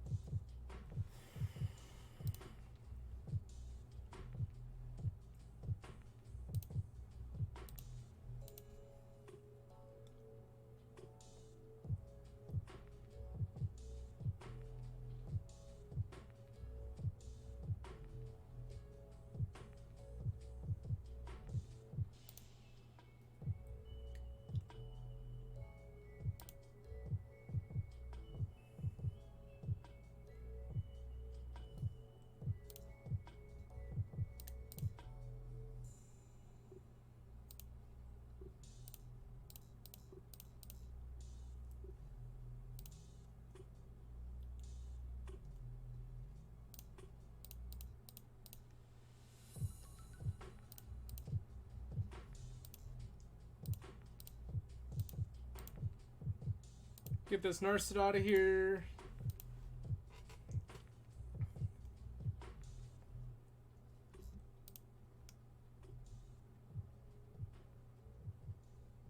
It's like fine.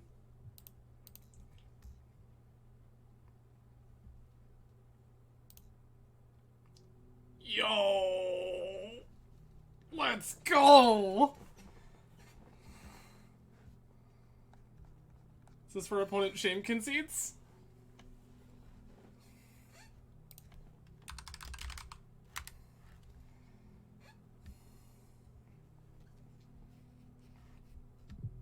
Oh.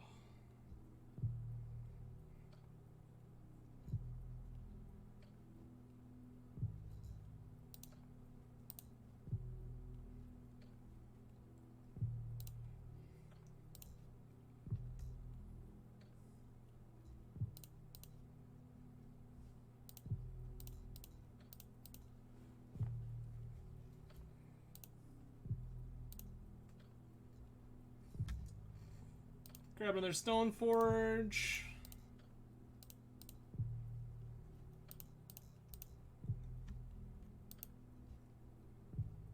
Grab Jite.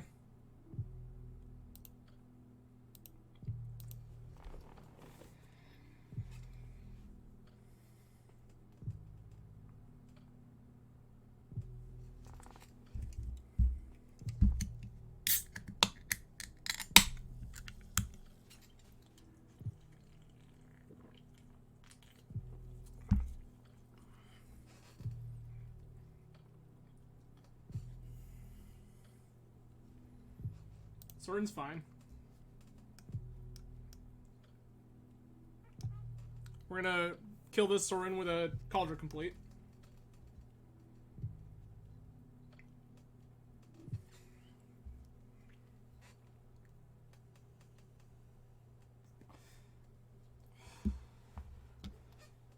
Reasonable.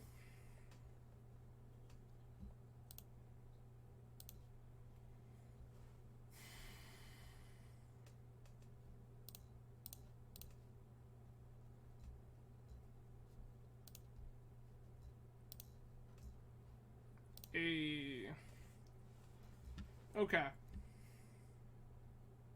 Is there anything I want different now? I don't think so. Opponent's big threat is... Their big, like, weird threat is black. So that doesn't lead me to want Hydroblast anymore. I'm constantly in the back of my mind thinking about Ruination. I've seen that some of these Grixis decks have started picking up copies of Ruination instead of Blood Moon and stuff like that.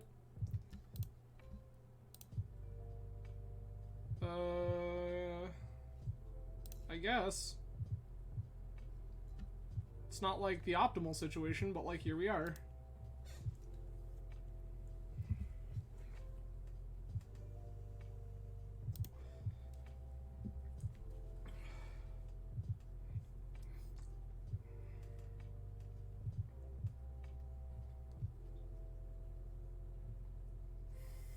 They take the Stoneforge.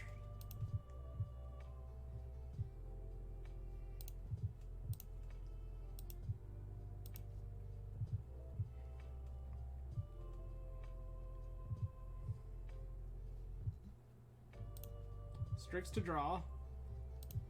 There's a conversation there to force a Will of Strix in the event that I draw blue source, which I did not.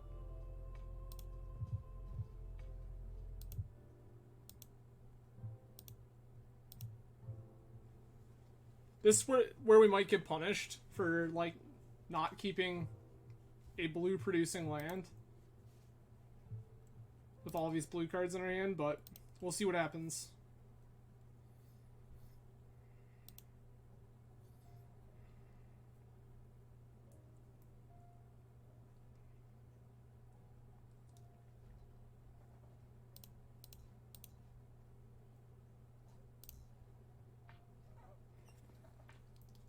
We're gonna force...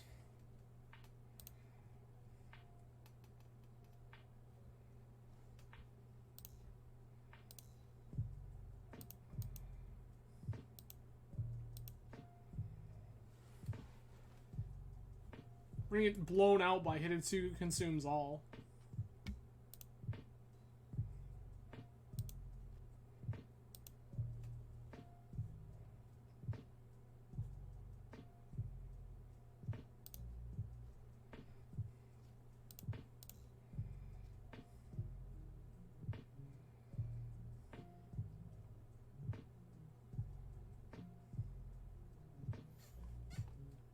Apparently they don't have it. Them not having it is good for us.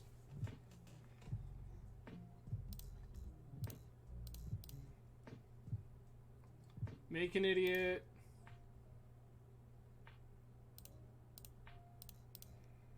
Make an idiot. Get a vial.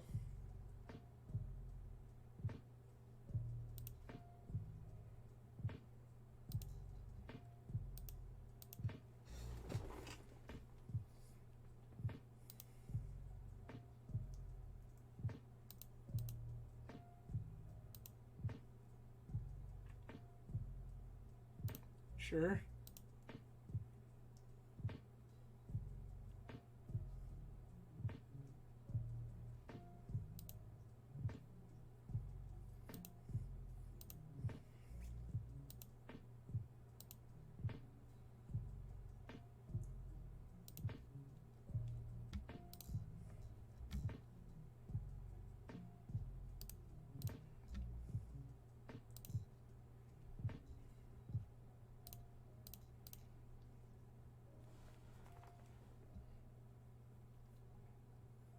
We're just gonna keep casting our spells here.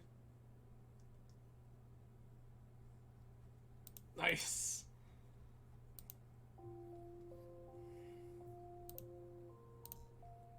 This Spellseeker is actually gonna do a ton of work because of this Ephemerate. It's already in hand. Soren's fine.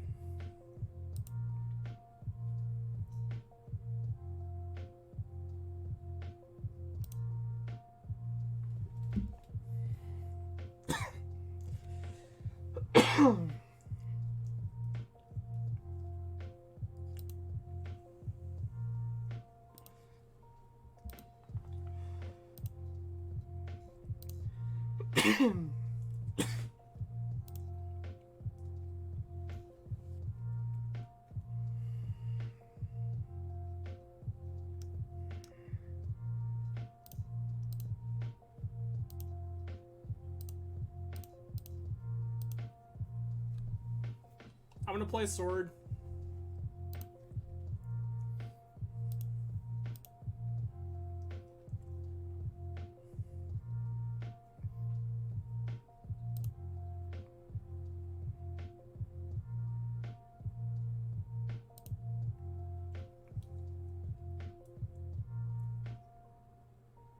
Easy, sure.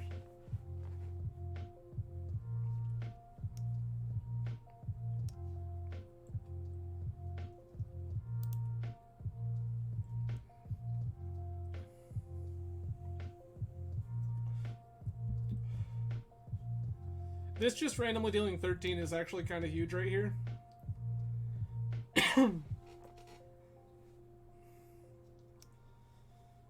Come on! That's so bad.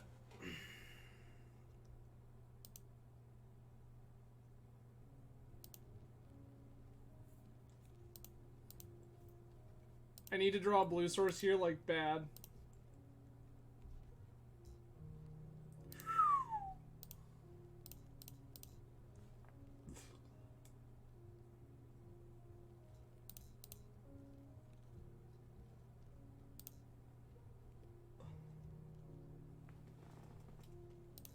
Grab March.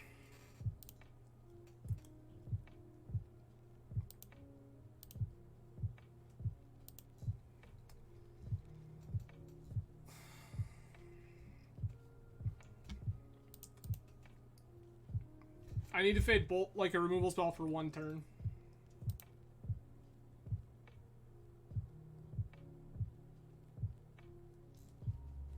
Sick. That's unfortunate.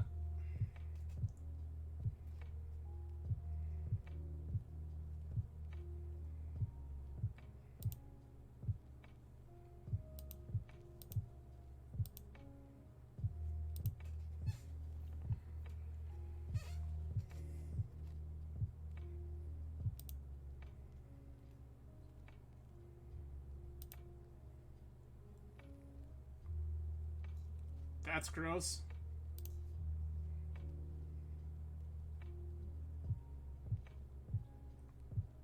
Okay. Okay.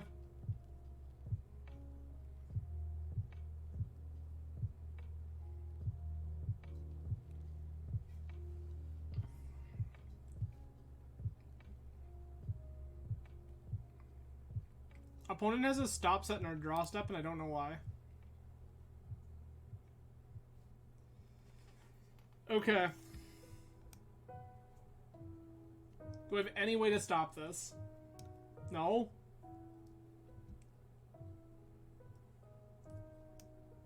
This is like minus Sorin kill me?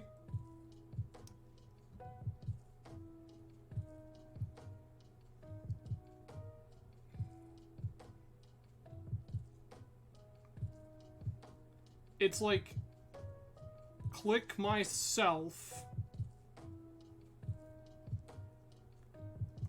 plow my own idiot.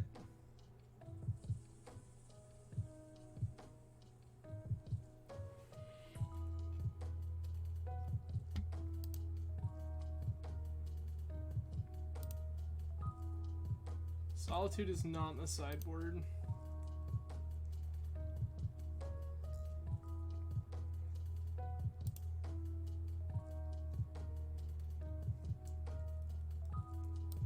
Like, we're really dead.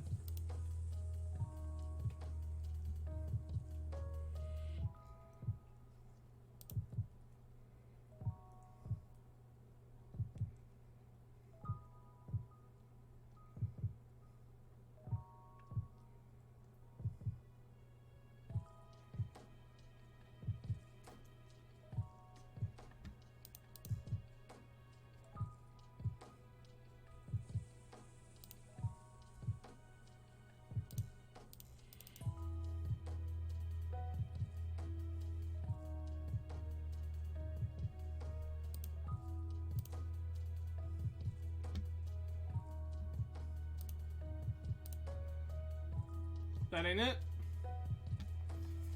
Yikes.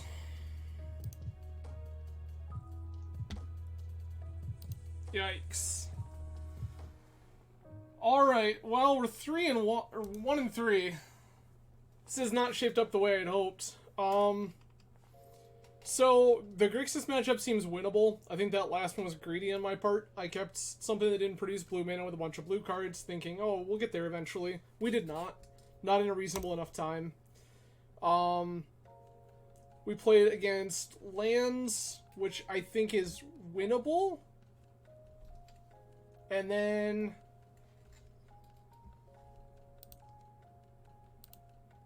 I don't remember what this was. This was one of them was like Loam Pox, and that was fine. Oh, this was Food Chain Goblins. And Food Chain Goblins, the way this deck is currently configured, feels like a nightmare matchup. I think that you very much want access to, like, either Sworn Canonist and such, which we don't currently have. So that's kind of a big deal. Because I think that by having access to Canonist and more ways to shut off Food Chain lines, like, a couple of extra activations or cards off the top off Snoop is one thing, but just the constant perpetual chain of garbage with Food Chain involved is so bad. Alright. Last one, let's see what happens.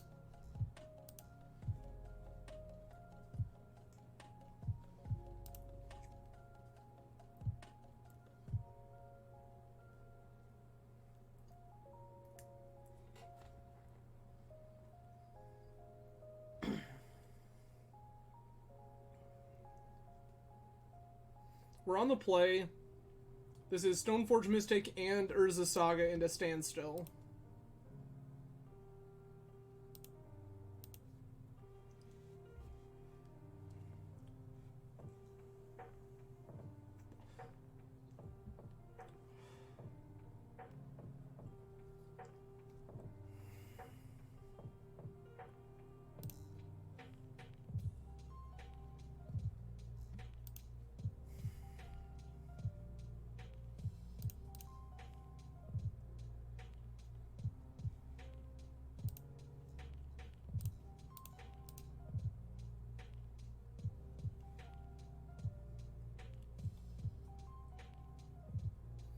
This feels like Infect.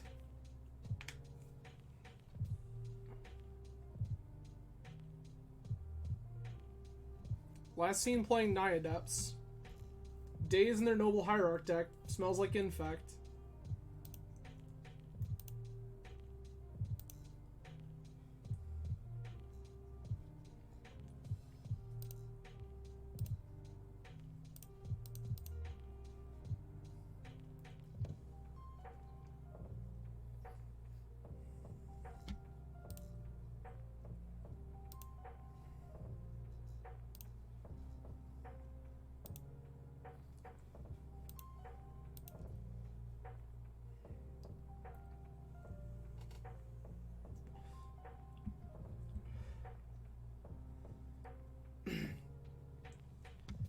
Naked Trop Noble Hierarch Days just feels a lot like Infect. Yeah, there we go.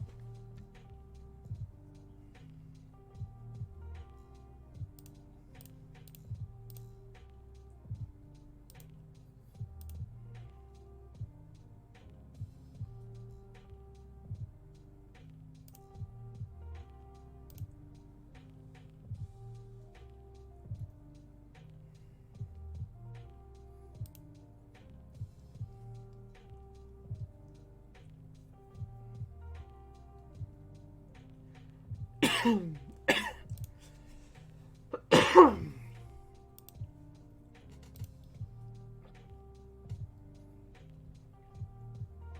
not sure why opponents fighting. It looks like they had a threat den sand.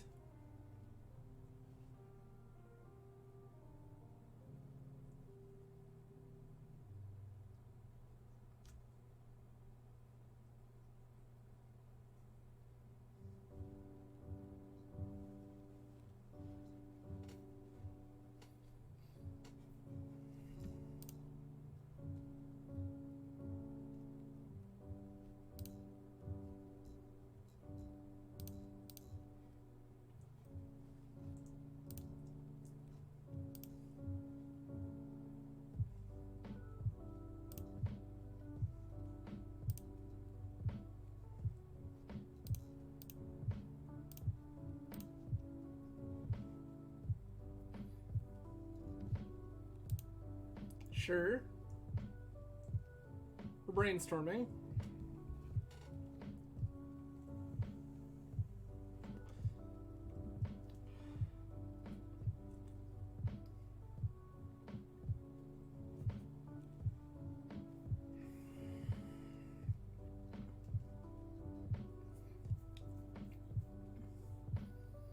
I'm gonna be real with you. You cannot have that many answers to this.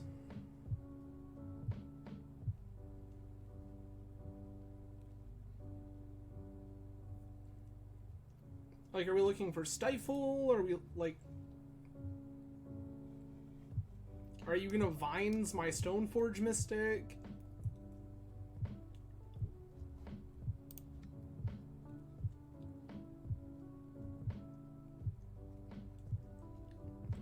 They are gonna Vines my Stoneforge Mystic.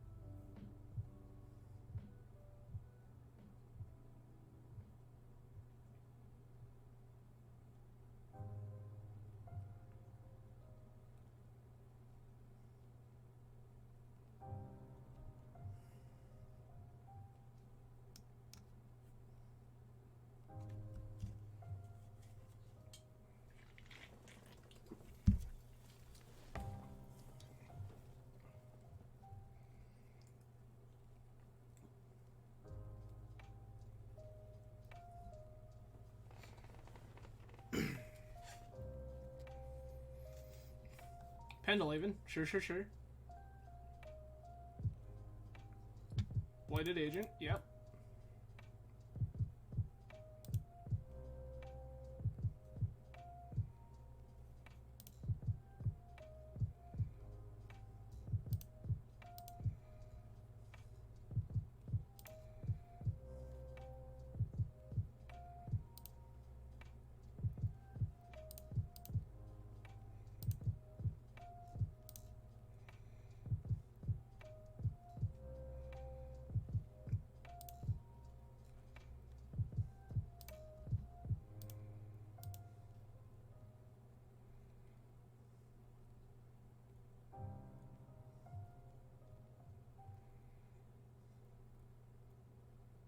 Yeah.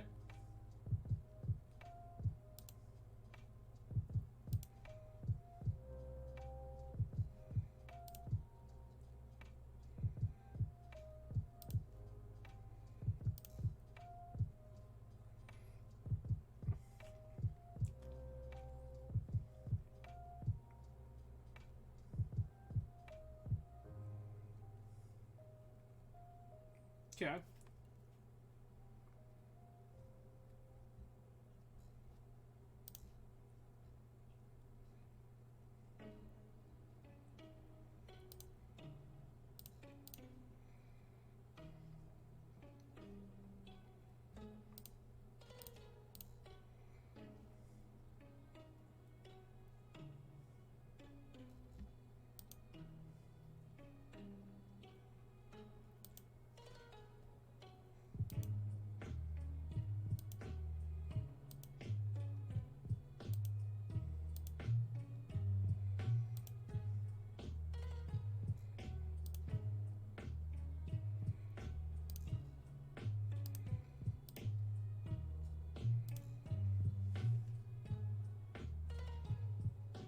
Okay.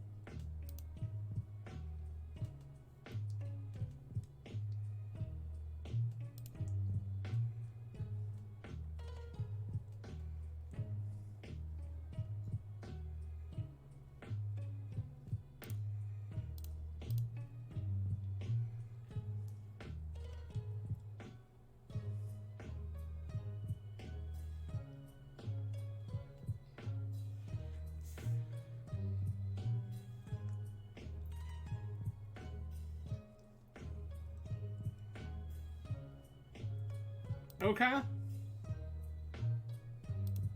We go to 7. That does matter. 8.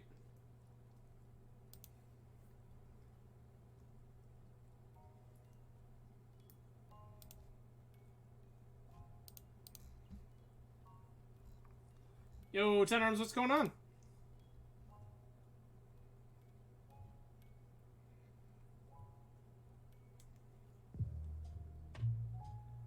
Okay.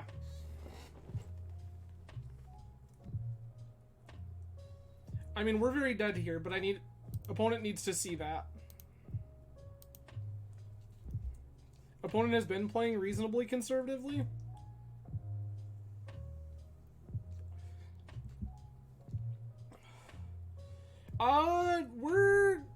Things are looking a little dicey, but we might manage.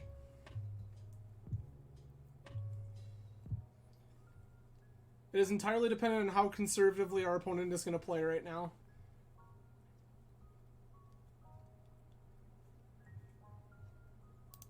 Okay.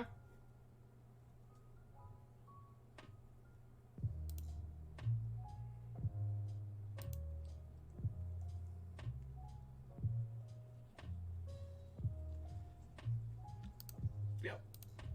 That's us dead.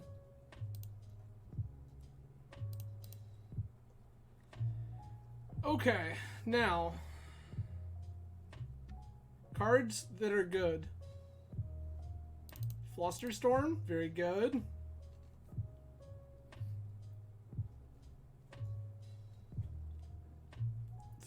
This seems slow and clunky, but I think we have to take every piece of removal we can get.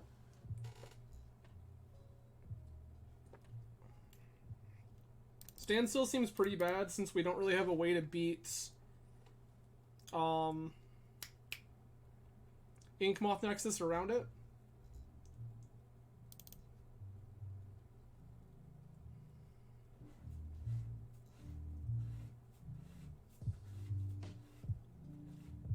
Trying to think.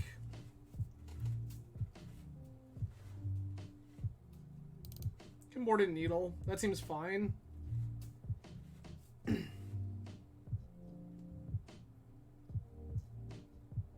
I like this well enough. Like, the Sword of Fire and Ice seems good. Probably better than Cauldra. More castable. If that's a position that we end up living in. Just kind of keep the deck as slim as we can.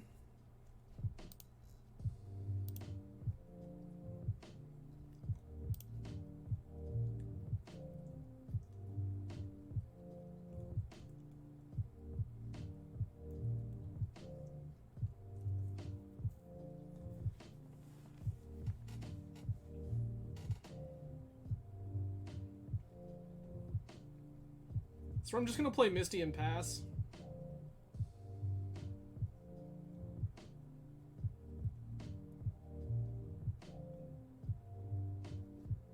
Malls to 6.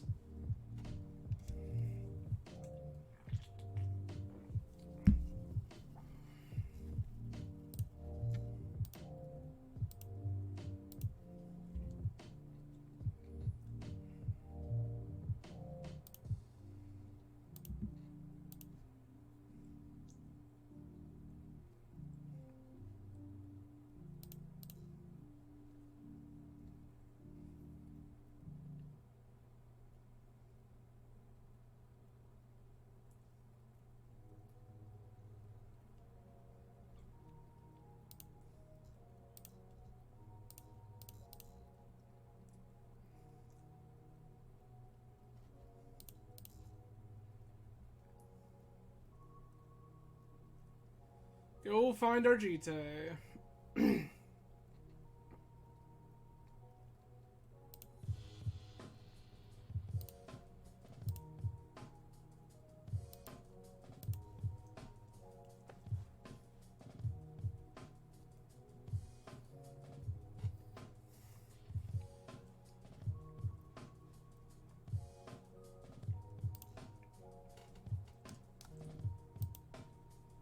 Ready to find my hull breacher, thanks.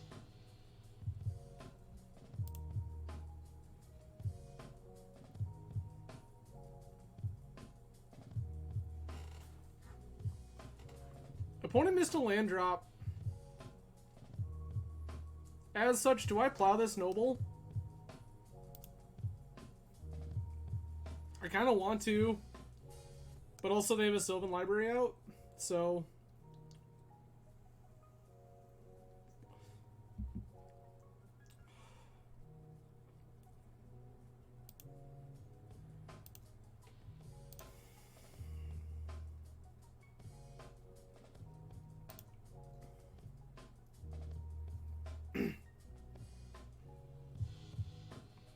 Strangely enough, I think I'm going to Brainstorm in response to basically anything they cast as a bait spell.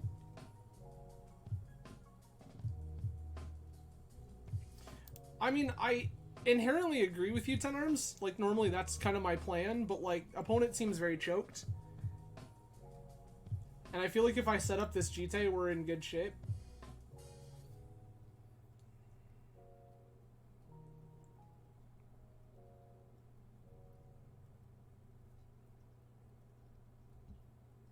Also, I realized I said I would Brainstorm in the first thing they cast.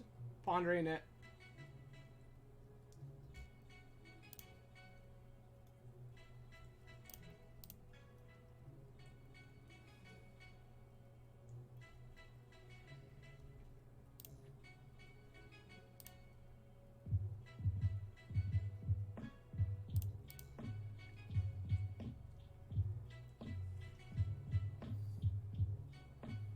Not really in a position where I want Saga.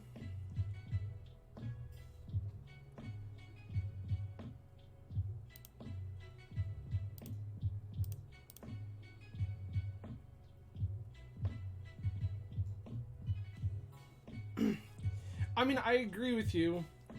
My thought process being that the way our hand is constructed, we answer a lot of stuff.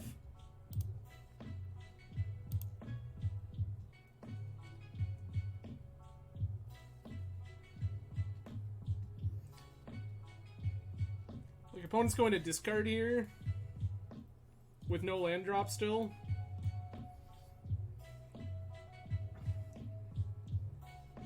They didn't even play a threat. That's wild. See, there's like, we have March too.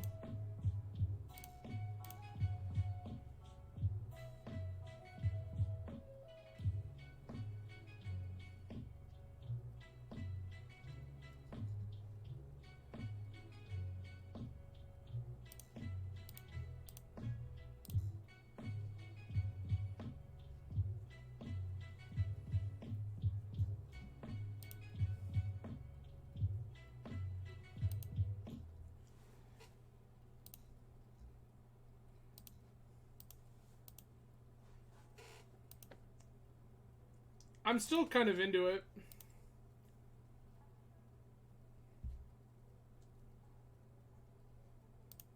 I like denying them as many resources as possible.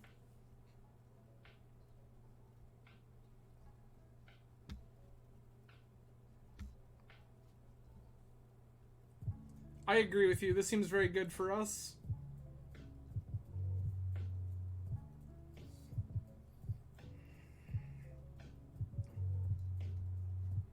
Opponent agrees. Alright. We just get a Jite online. Alright. So, the hotness that I think you missed, 10 Arms, is we're a standstill deck? So, this was from an event in London, and somebody was playing an 80-card blue-white vial list with standstills. And every ounce of me was ready for this. I don't really think I want anything else, so this is fine now that they've shown me, library, but I still don't think it's good. I'm into this life. We'll just resubmit. Yeah, 10 Arms, I'll send you the list when I'm finished up here. It's pretty spicy. I wish that we had something like either Sworn Canonist. We ran into Food Chain Goblins, and if I had had an effect like Canonist, I feel like it would have been pretty stellar. There's also a Retrofitter Foundry main that I wish wasn't there. I think that we grind well enough as is. I don't think we need Foundry to do that too. That's fair. It's a very good list. I don't know if we talked about it, but I think that Beseiju, like OG Beseiju, is the worst card in that sideboard by a lot.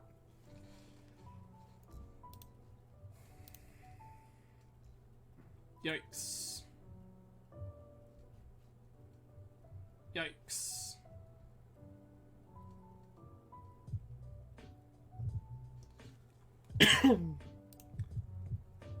Sure. It's fine.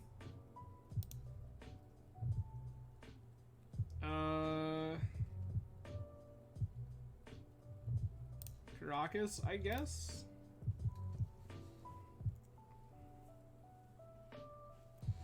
Oh, for sure. I just don't love the Beseijus because I think that your matchup against, like, the control decks, where those really matter, is already pretty decent.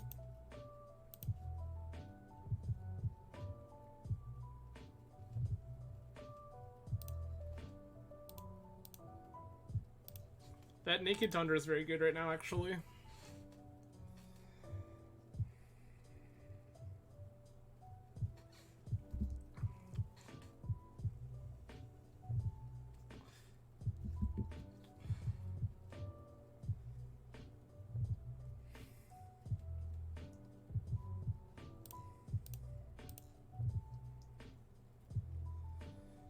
Oh, okay.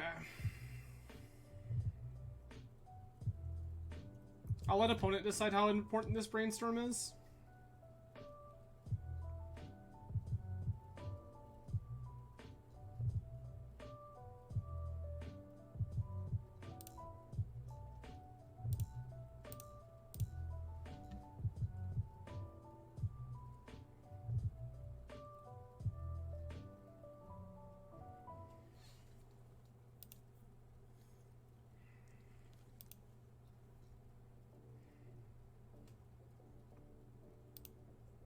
Double Glistener Elf is not really the life we were looking to live.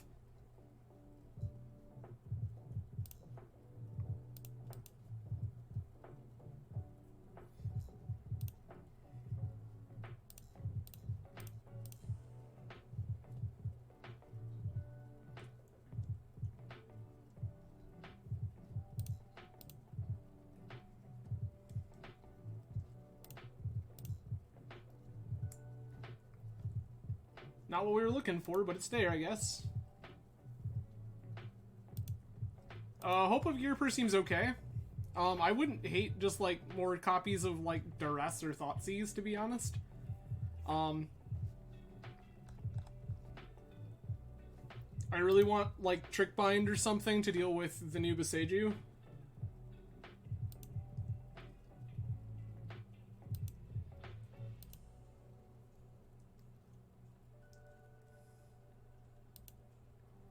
Six.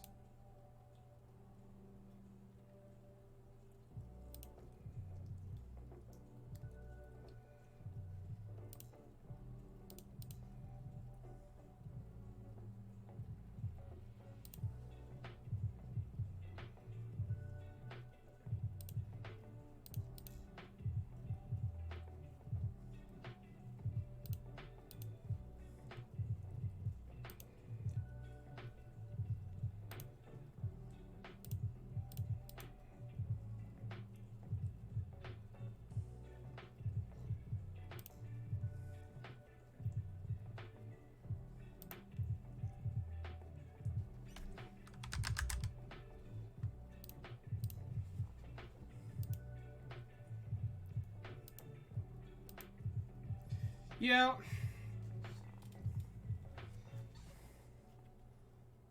Like, you're not wrong, Denarms. The Thoughtseize was rough versus Delver, and I usually cut them for defense grids and flusters.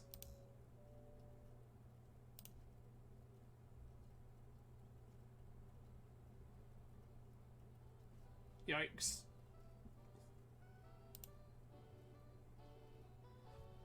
Yikes. Needed to block.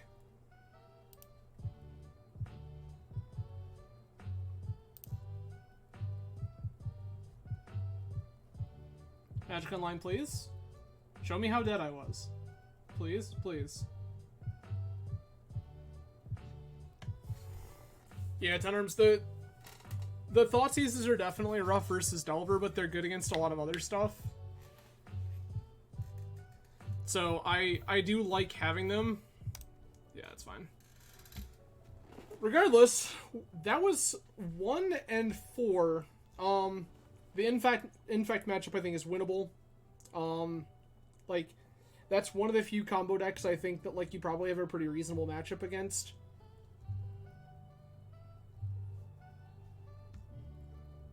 It's Fox, thank you. Appreciated. Yeah, Is Star low? Yeah, so HC Fox, this is more like a hobby thing for me. I appreciate the heads up. Fair. Yeah, I can definitely try to work something out. It's not something that I've consciously put a lot of thought into, to be honest with you, so I do appreciate the heads up. I was not particularly aware of what happened with the mobile site, so I'm grateful that you've told me.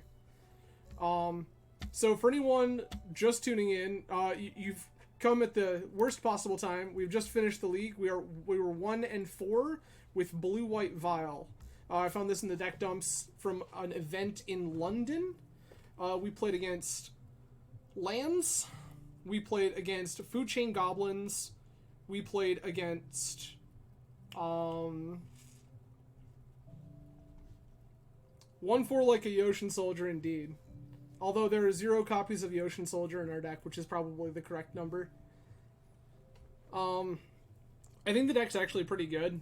So like before this, I took it out for some games to like kind of start to feel it out in the practice rooms, and like I did well against lands. I beat Burn, which like I feel like you should. Don't need that Nyx Fleet's life. That's right. We beat like a mono black. I guess we like a death style like mono black storm combo deck. Yeah, like this deck feels good. I do wish that we had something like either Sworn Canonist, because we played against Food Chain Goblins in the league, and I just wish that we had a way to meaningfully slow them down, and we just didn't. There just wasn't anything. Like, I boarded in Hydroblast, I boarded in Pithing Needle to shut off Snoop, and I think I boarded in sort of Fire and Ice just to, like, be able to clock. But none of it was very, very good, to be honest. We just had too many... Opponent could do too many things. So it was pretty savage. Yeah. But anyway, that's it for me. I will be back again on Thursday at the normal time. This time, 10 p.m. Eastern Standard Time. Not sure what we're playing yet, but should be cool. Might be more Show and Tell decks. I'm really high on Show and Tell and Legacy right now as an archetype. Specifically Omnitel variants. So that's possible. But who knows? We'll see what happens. In the meantime, thank you everybody. Appreciate you being here. You all enjoy the rest of your night. Cheers everybody. See ya.